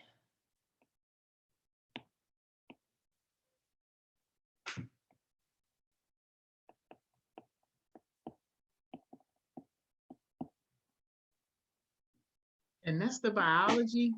Yeah, it's biology. Mm. I'm glad he's asking about that. Huh? Oh yeah, that's your jam. Yeah, that's my jam.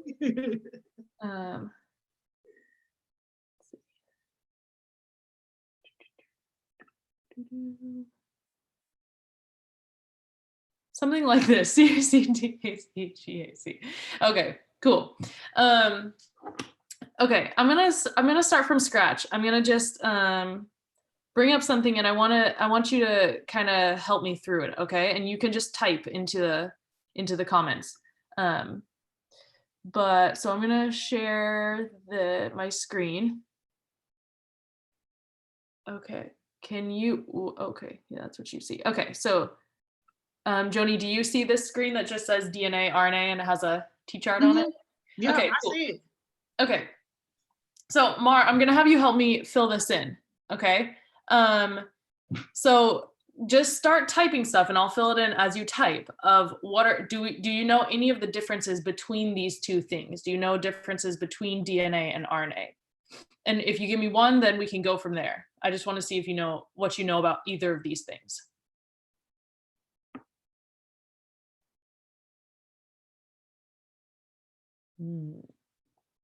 Actually, maybe I'll make a little key. Okay, let me do this.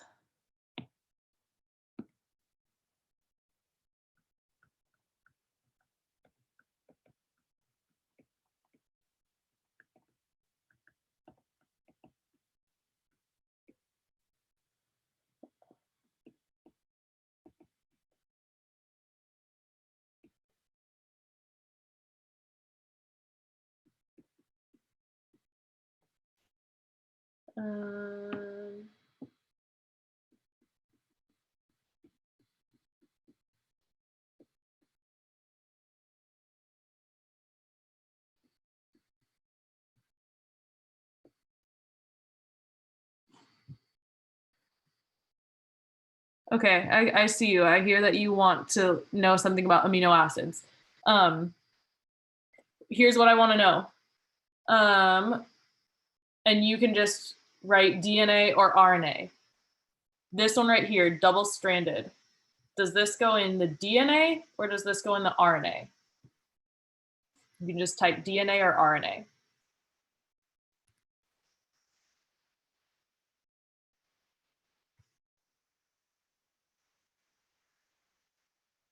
And if you don't know, that's okay. You can just say, I don't know.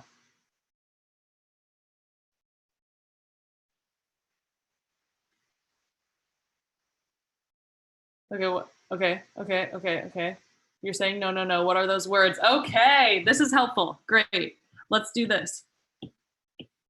Okay. So we're gonna start from here. Okay, so we're actually gonna start from here. Okay, DNA, super important, right? This is basically the code that makes up all living things. Okay, the code that makes up all living things. So everything that's alive is made of DNA, right? So inside your cells, let's say that this is a cell, right? This is a cell. It's a happy little cell. Okay, inside the cell, there's this place called the nucleus. Okay, and these words should kind of sound familiar. Okay, and inside the nucleus, this is where the DNA lives. Okay, so inside the nucleus, this is the DNA. Okay, so DNA sort of looks like this. And they call this thing, this shape right here, they call it a double helix. I don't know why they call it that. That's just what it's called, right? So it's kind of a twisty ladder. A twisty ladder is how it's described. Oh, okay, you know what it is. You know what it is. Okay. So, all right. Okay. I'm catching up. I'm thinking on the spot. Okay, I'm gonna keep going for a hot second, okay? So DNA is made up of little things called nucleotides, okay? And I'm gonna get to your question, but I wanna make sure we're on the same page here. Made up of nucleotides. Okay, and a nucleotide is made up of 3 things. It's made up of a phosphate group. Okay, so I'm going to color this, and this is your phosphate. It's made up of a sugar. Okay, and then it's made up of a base, of a nitrogen base.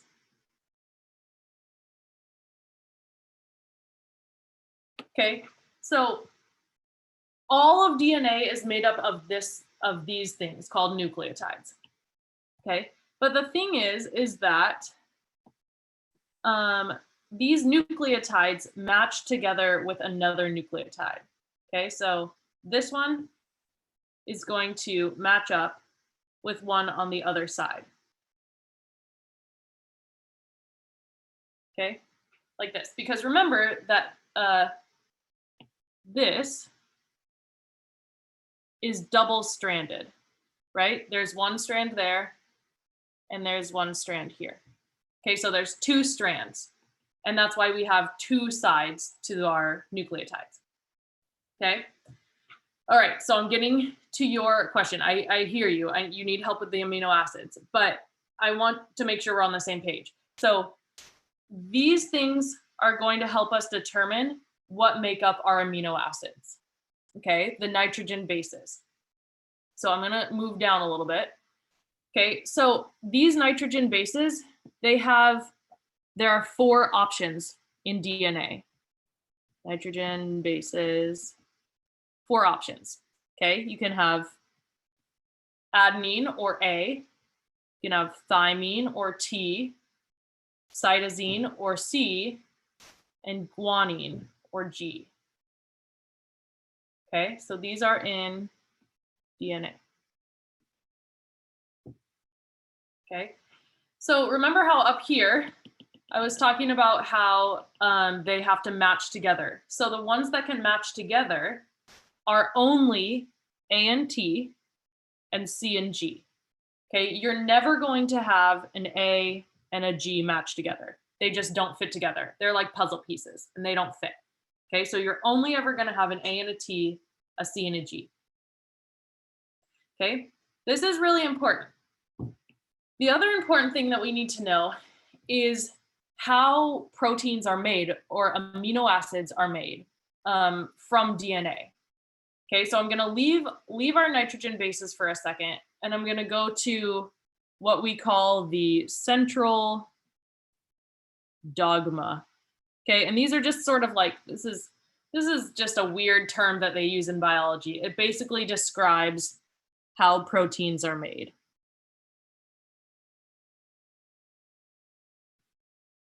Okay, So the central dogma basically says whatever code you have in your DNA, that's going to eventually lead to a protein. Okay, but unfortunately, it's a little more complicated. DNA can't just turn into a protein. It has to go through a series of steps.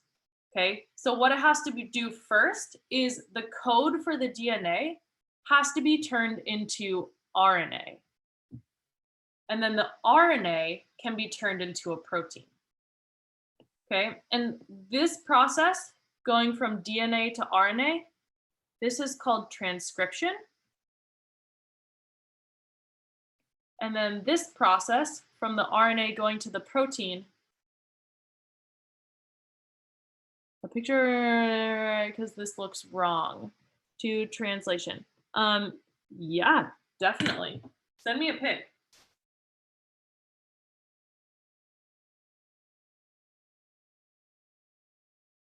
Yeah. Okay. Mara.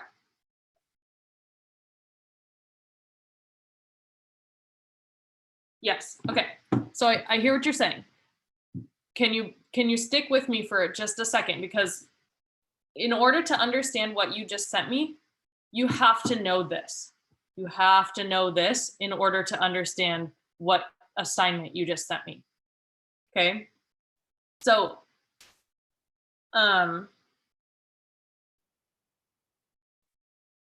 so these are this is the steps, and you can see that these steps are actually the same steps that are on this assignment that you just sent me, right? Because what you sent me looks kind of like this.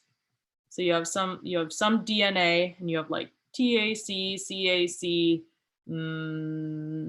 TTT, etc. Right?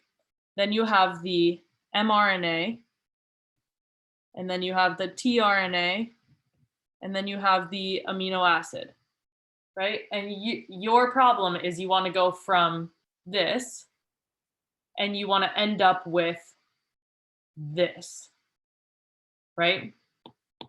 But can you see that this part right here, the DNA to the mRNA, this part right here, this is the transcription.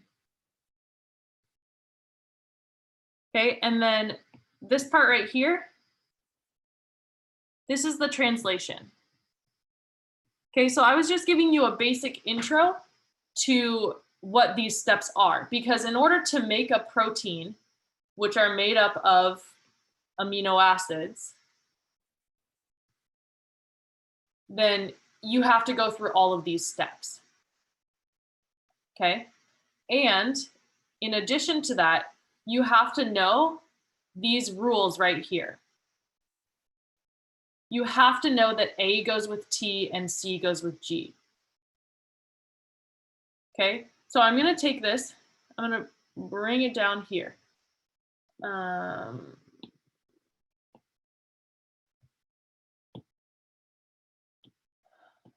Okay, so these are the nitrogen-based pairs that are always paired together.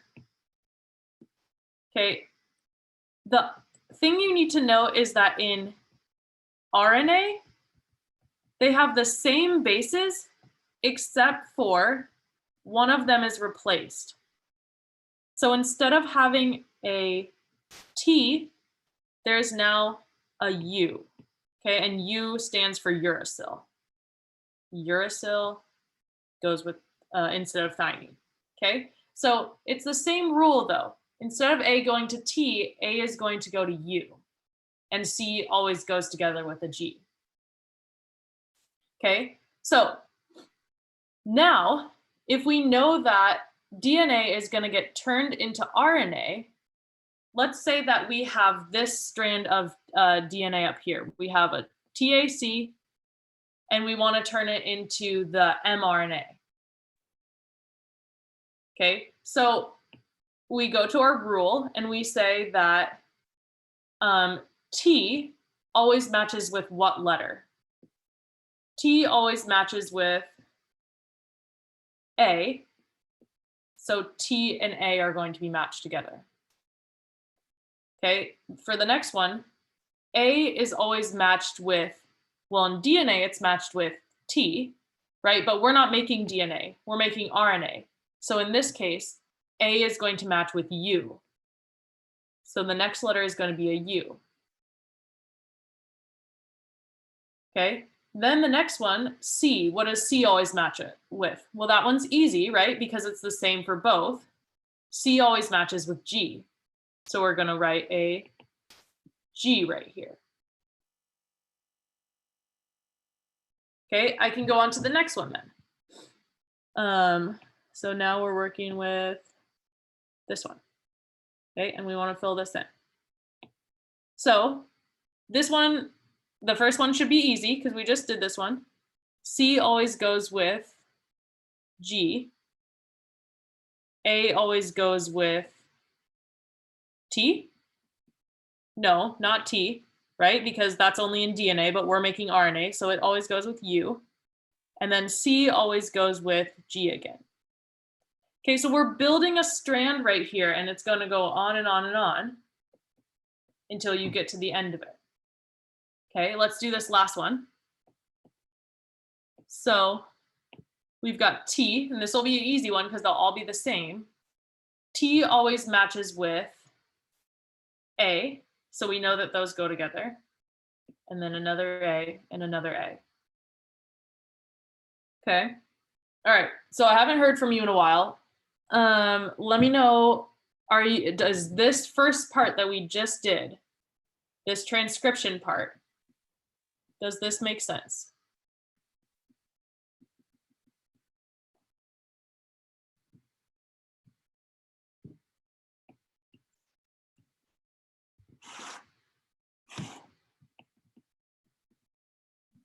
Now you explaining this stuff really well. What'd you say? I said you explaining this stuff like really well. Oh, thank you. It's just hard to know because I don't know exactly what he's, okay, cool. I'm here, yes, it makes sense. Okay, cool. That's great. So now we're gonna start working on the translation stuff. So there are actually 2 steps in the translation because we know that we have to turn it into tRNA and then we have to turn it into our amino acids. Okay, so then we're going to do the same exact thing that we did in this first step. Okay, but instead of using any T's at all, we're going to replace all of them with U's, right? Because this is another form of RNA.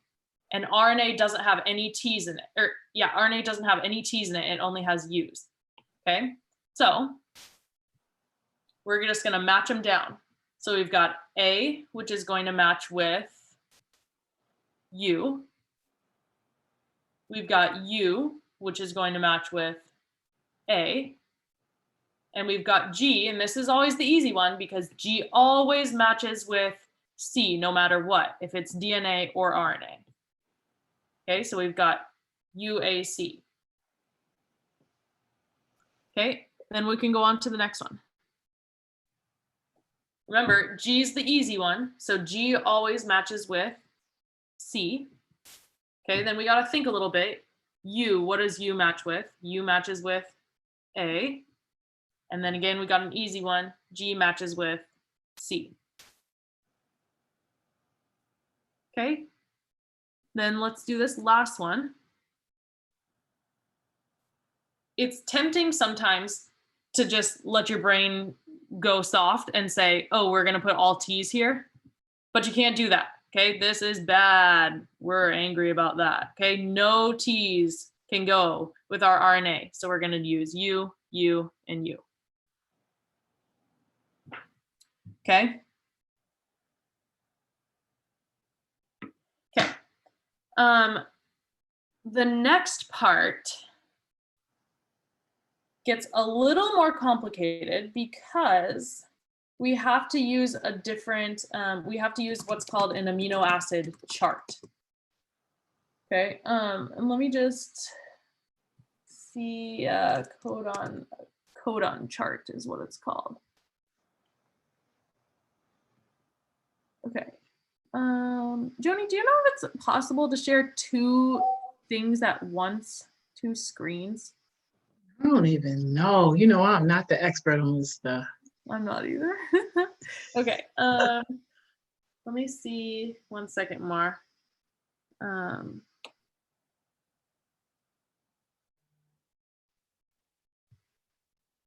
Okay. Mar, I want you to tell me. Oh.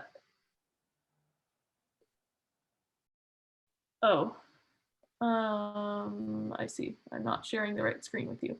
Let me share a different screen really quick.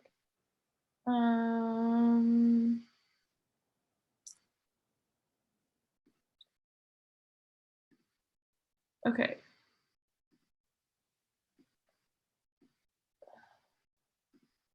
This. Okay, do you see something different, or what are you seeing right now? Yeah, I see the coding charts, molecular genetics. Yeah. Okay. Cool. That's not what I see. Oh, I must be lagging. Oh yeah, we definitely got a 10, 15-second lag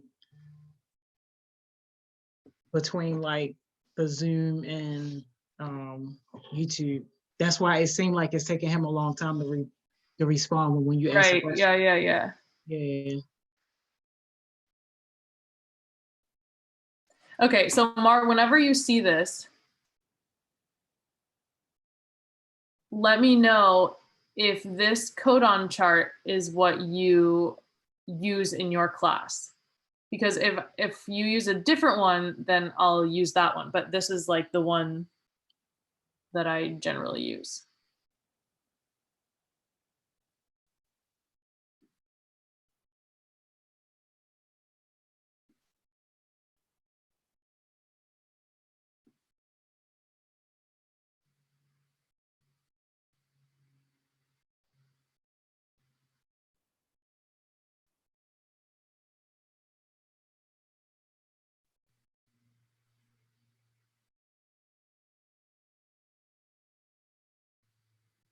It's a different one. Okay.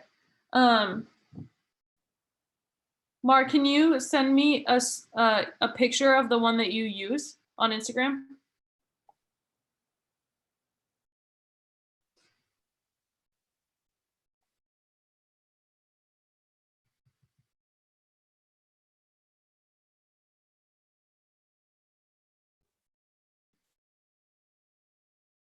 Okay, we can use this one.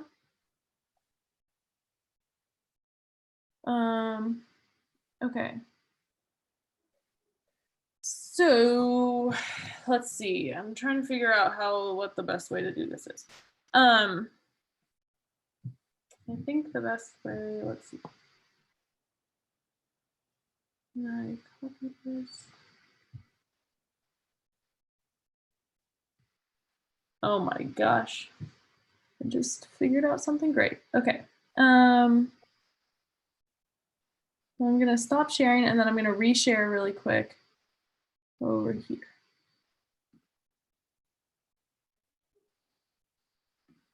Okay. Okay. So.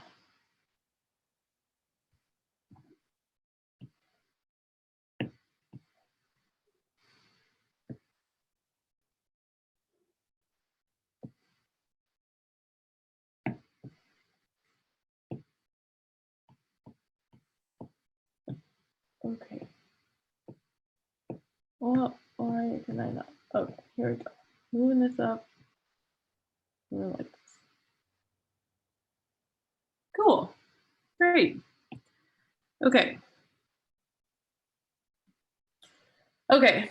So for this last step, in order to figure out what amino acids to use, we have this thing, which is called a codon chart.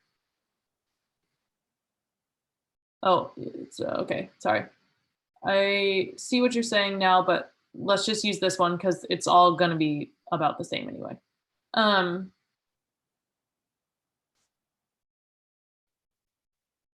Okay.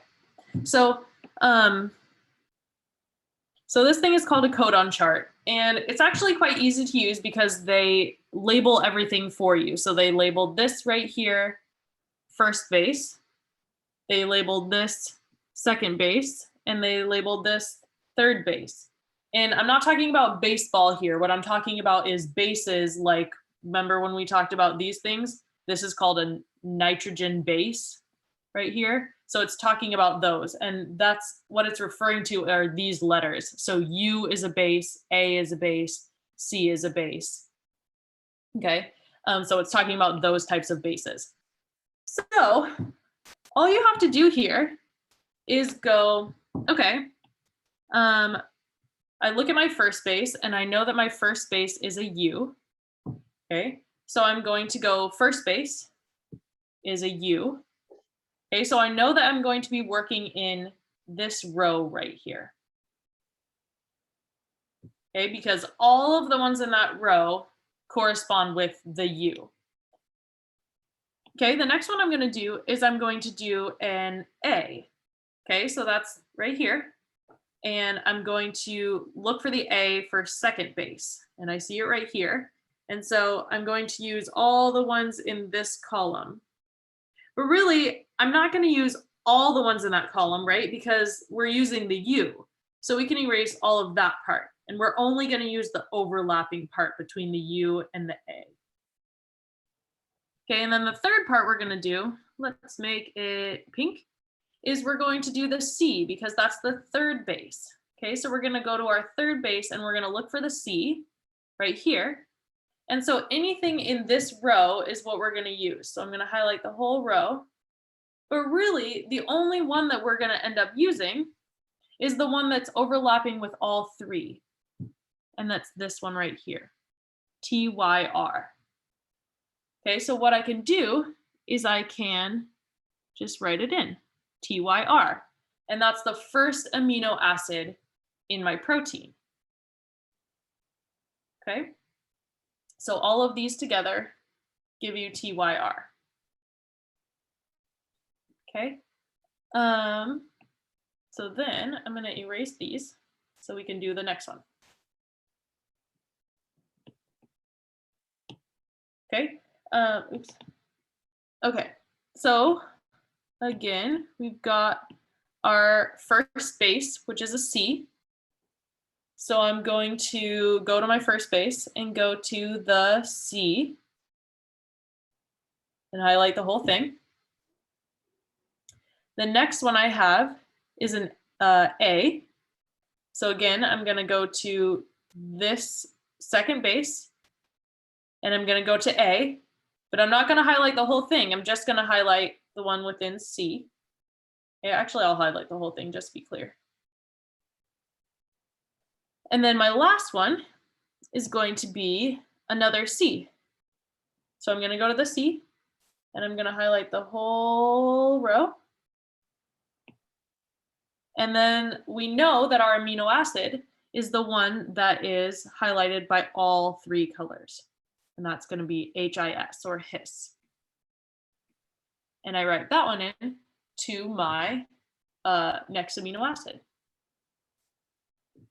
Let's see here.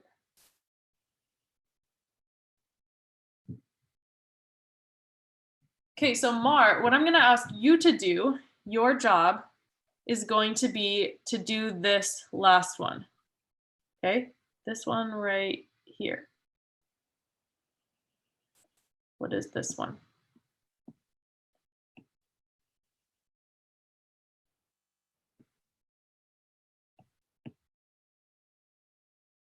And once you get it, you can just type it into the chat.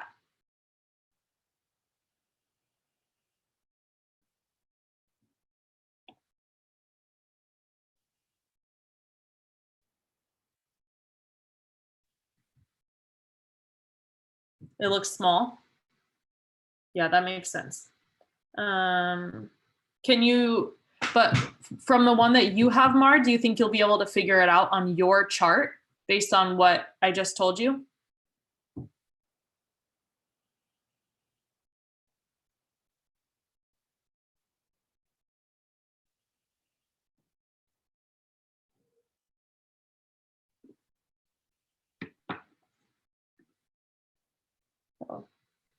I'm gonna take a picture of the screen and DM it to him so he can Mm. blow it up. Oh, that's a good call.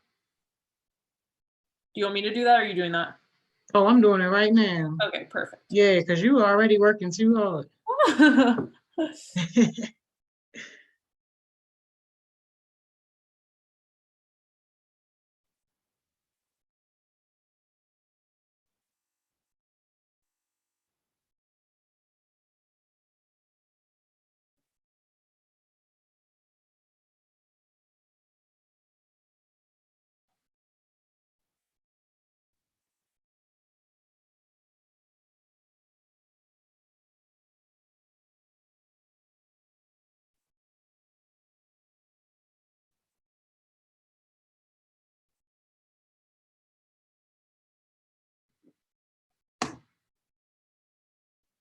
All right, Mom, you should have it in your IG so you can zoom in.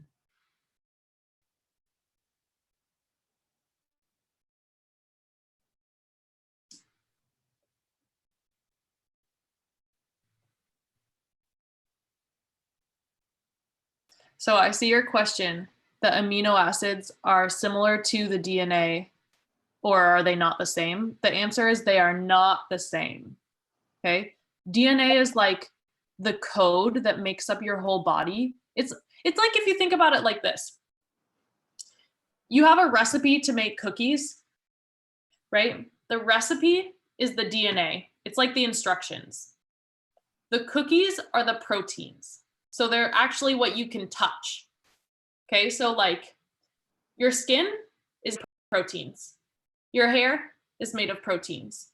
Pretty much most of your body is made of proteins. And we know that because we can touch it, right? The DNA, there's a lot of DNA, there's a lot of instructions inside our body, but we can't touch them, right? Similar to how you have a recipe, but you can't like touch the words in the recipe, right? But you can touch the cookies, which are the proteins, and proteins are made of amino acids. Okay, so think about the things inside a cookie. So like chocolate chips, flour, sugar, butter, those things are the amino acids that make up the whole cookie or the protein.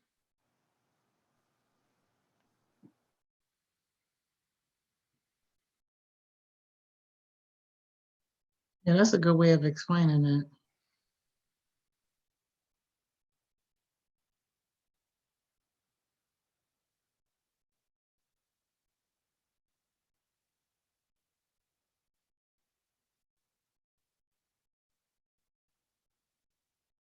Yes, Mark. Yes.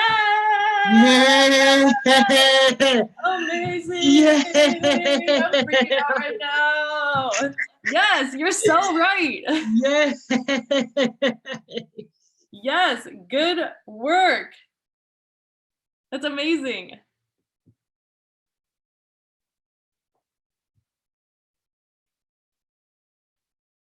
Cool. So why don't, Mar, do you want to work through, let's see, you sent me, I think I can't tell which one is first, but why don't you work through one of the lines of your packet and I'll work through it at the same time and we can compare answers, okay? So the one that I'm going to do,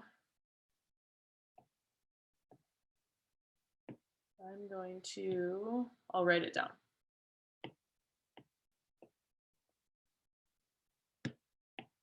Okay, so you're good on the DNA to the mRNA. So I'm gonna go with, this is what you see. mRNA is AUG ACU AGC UGG and GGG. Okay, so these are the first ones. And then it kind of goes on. But if you can get these, I have perfect faith that you will be able to get the rest of them. Okay, so I'm going to work on this line, and maybe you could work on this line too, and then we can compare. Okay. And let's see, since you have a lag,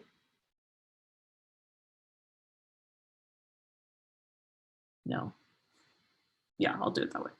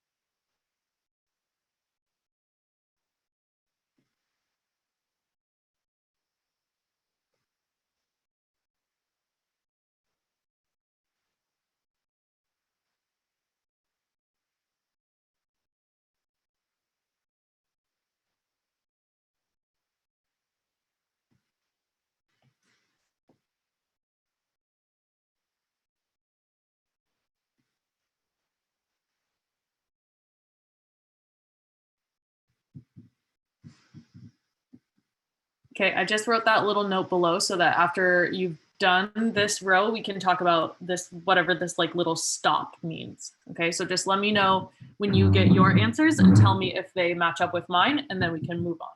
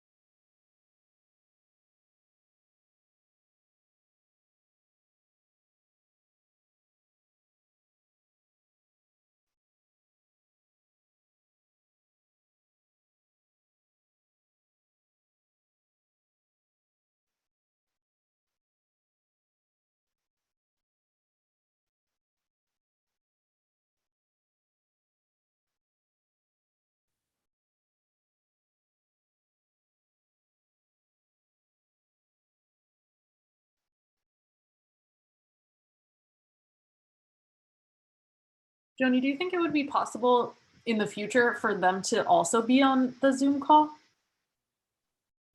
Yeah, we could do that. We had Taylor on earlier for a while. Like she came on, did her little thing. She was on maybe for like 15 minutes or so. So yeah, we can do that. I only ask because it might cut down some confusion on like typing into the chat versus just saying out loud What it they. is. Mhm. Yeah, absolutely. Man, look, we flying as we build. Yeah. So It's messy and it's awesome. yeah, absolutely, yeah. But yeah, if you think that'll help, yeah, for sure.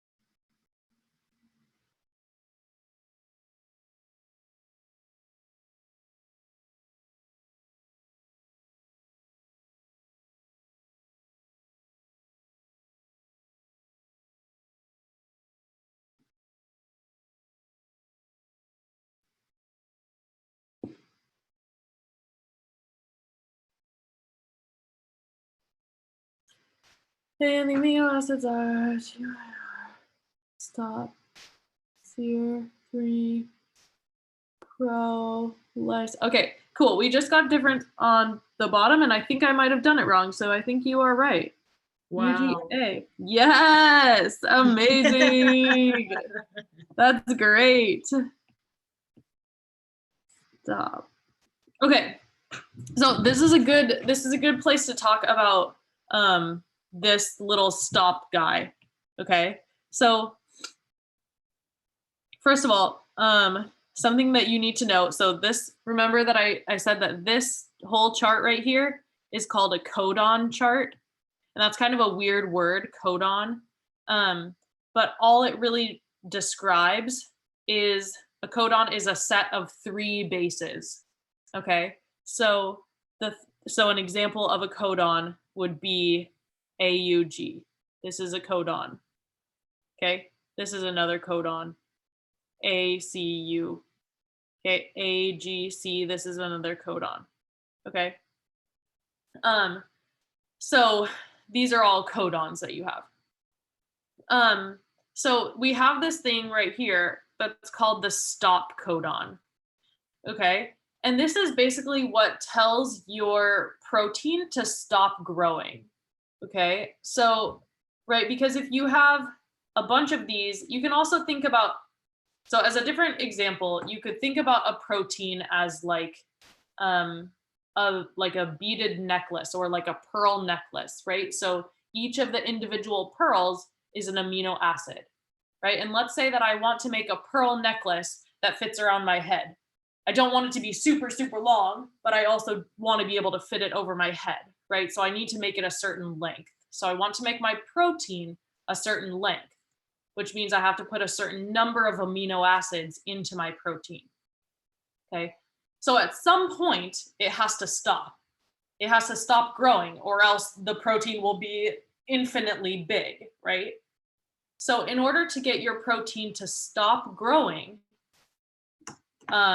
it has to have a stop codon, right? It has to have the instructions to tell it to stop. Okay, so that's what these special codes are down here, the stop codons, and there are 3 of them. And you saw one of them up here, UGA, that's one of the stop codons, right? The other stop codons are UAG and UAA. Okay, so all 3 of these things are stop codons. And basically, what this means is once you get to that, and I should have actually been aware of this before, but once you get to that point, you don't have to do any of the codons after that. Okay, you don't have to do any of this work, because once you get to this stop, it means that your protein is done.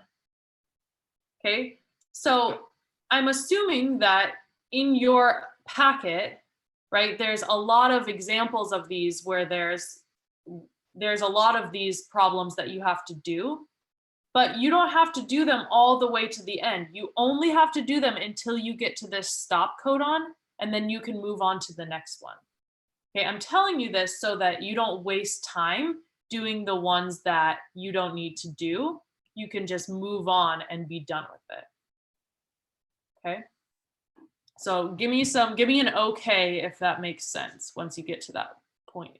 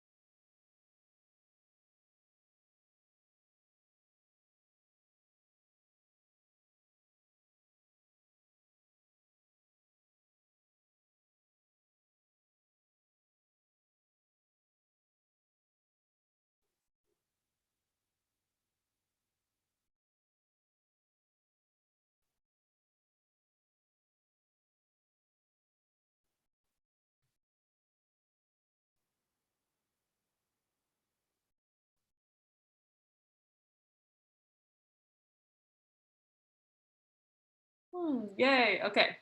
Cool. Good.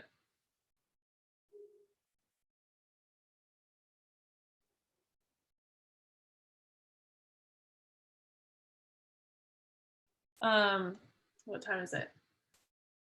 Mar, do you want to tell me what you want to work on Friday and send me a picture of that page in the packet, so that I can know where to start on Friday? Or if you don't have anything to work on, that's okay too.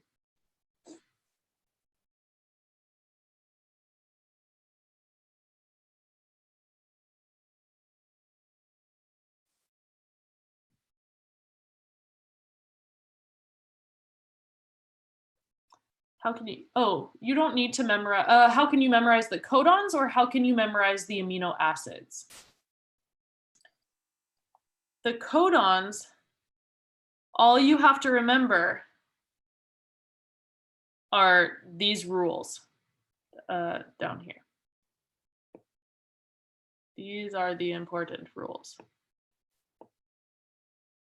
You don't need to know, you don't need to memorize the amino acids or this table right here. You do not need to memorize.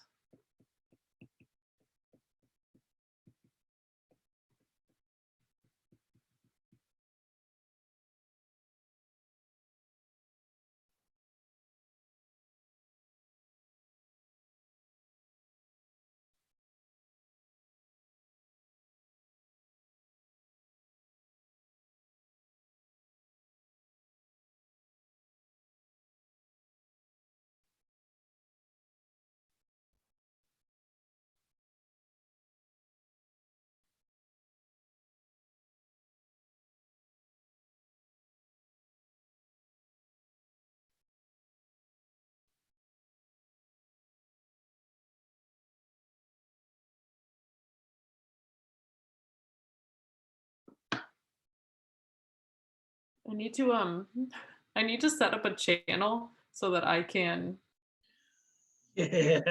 chat in this box.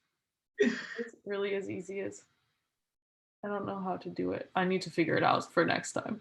So that I can actually chat in the box and not just respond like this.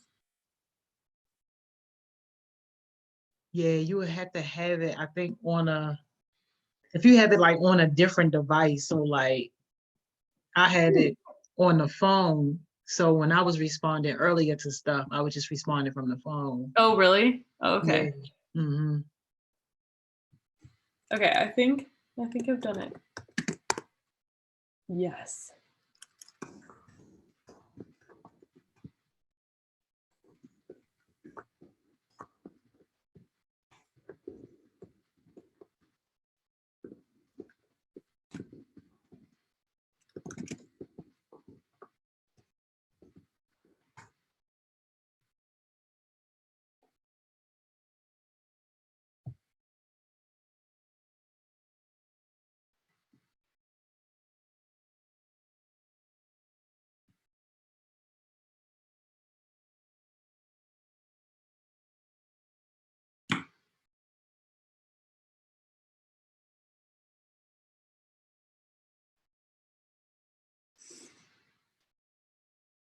Cool.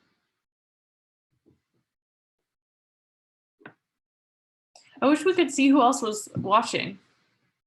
I know. We probably won't find out until later. I don't know. I'm gonna play with YouTube some more and do just a little bit more research on this integration so I can see, really some other things that we missing in terms of how it works. But I'm just happy that people watching. Hopefully they learning something. And then some of this stuff, I guess you could go back and rewind and play it again as many times as you need. Take screenshots. Yeah, that's true. Like that. Yeah. This is good stuff though. This is good stuff.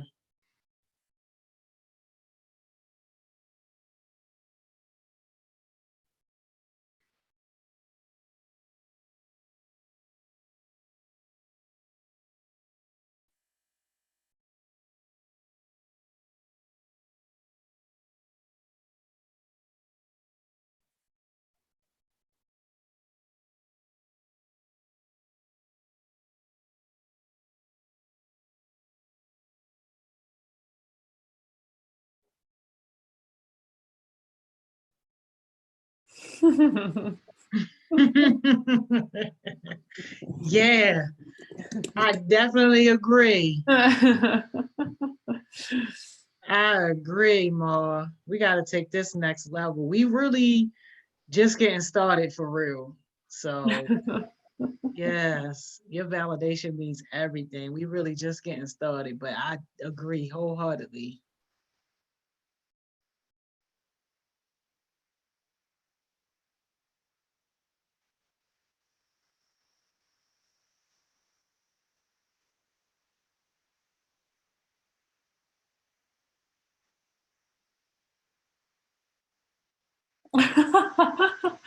Mar, you see, you got an entrepreneurship mindset right there. Don't he?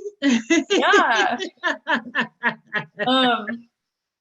Mar, before I have to go, I want you to give me a jewel. What's on your minds? Share some Yeah. encouraging words or something for the rest of us. Yeah.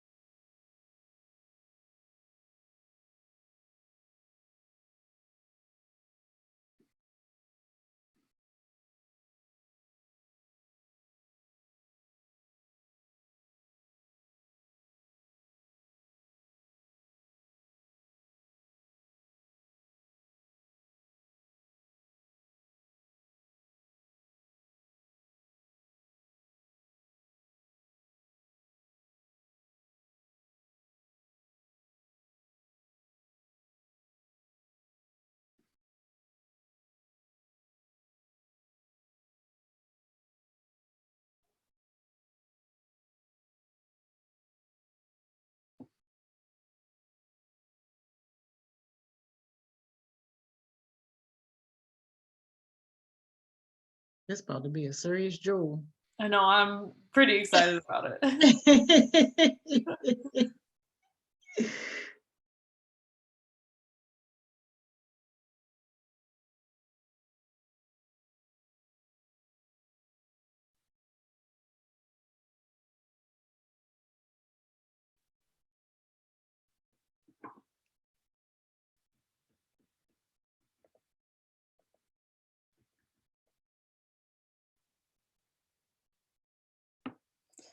All right, Mar says, keep pushing and keep learning and don't give up and don't get your mind weakened by people and always be prepared for everything. Education is important. Yes, Mar.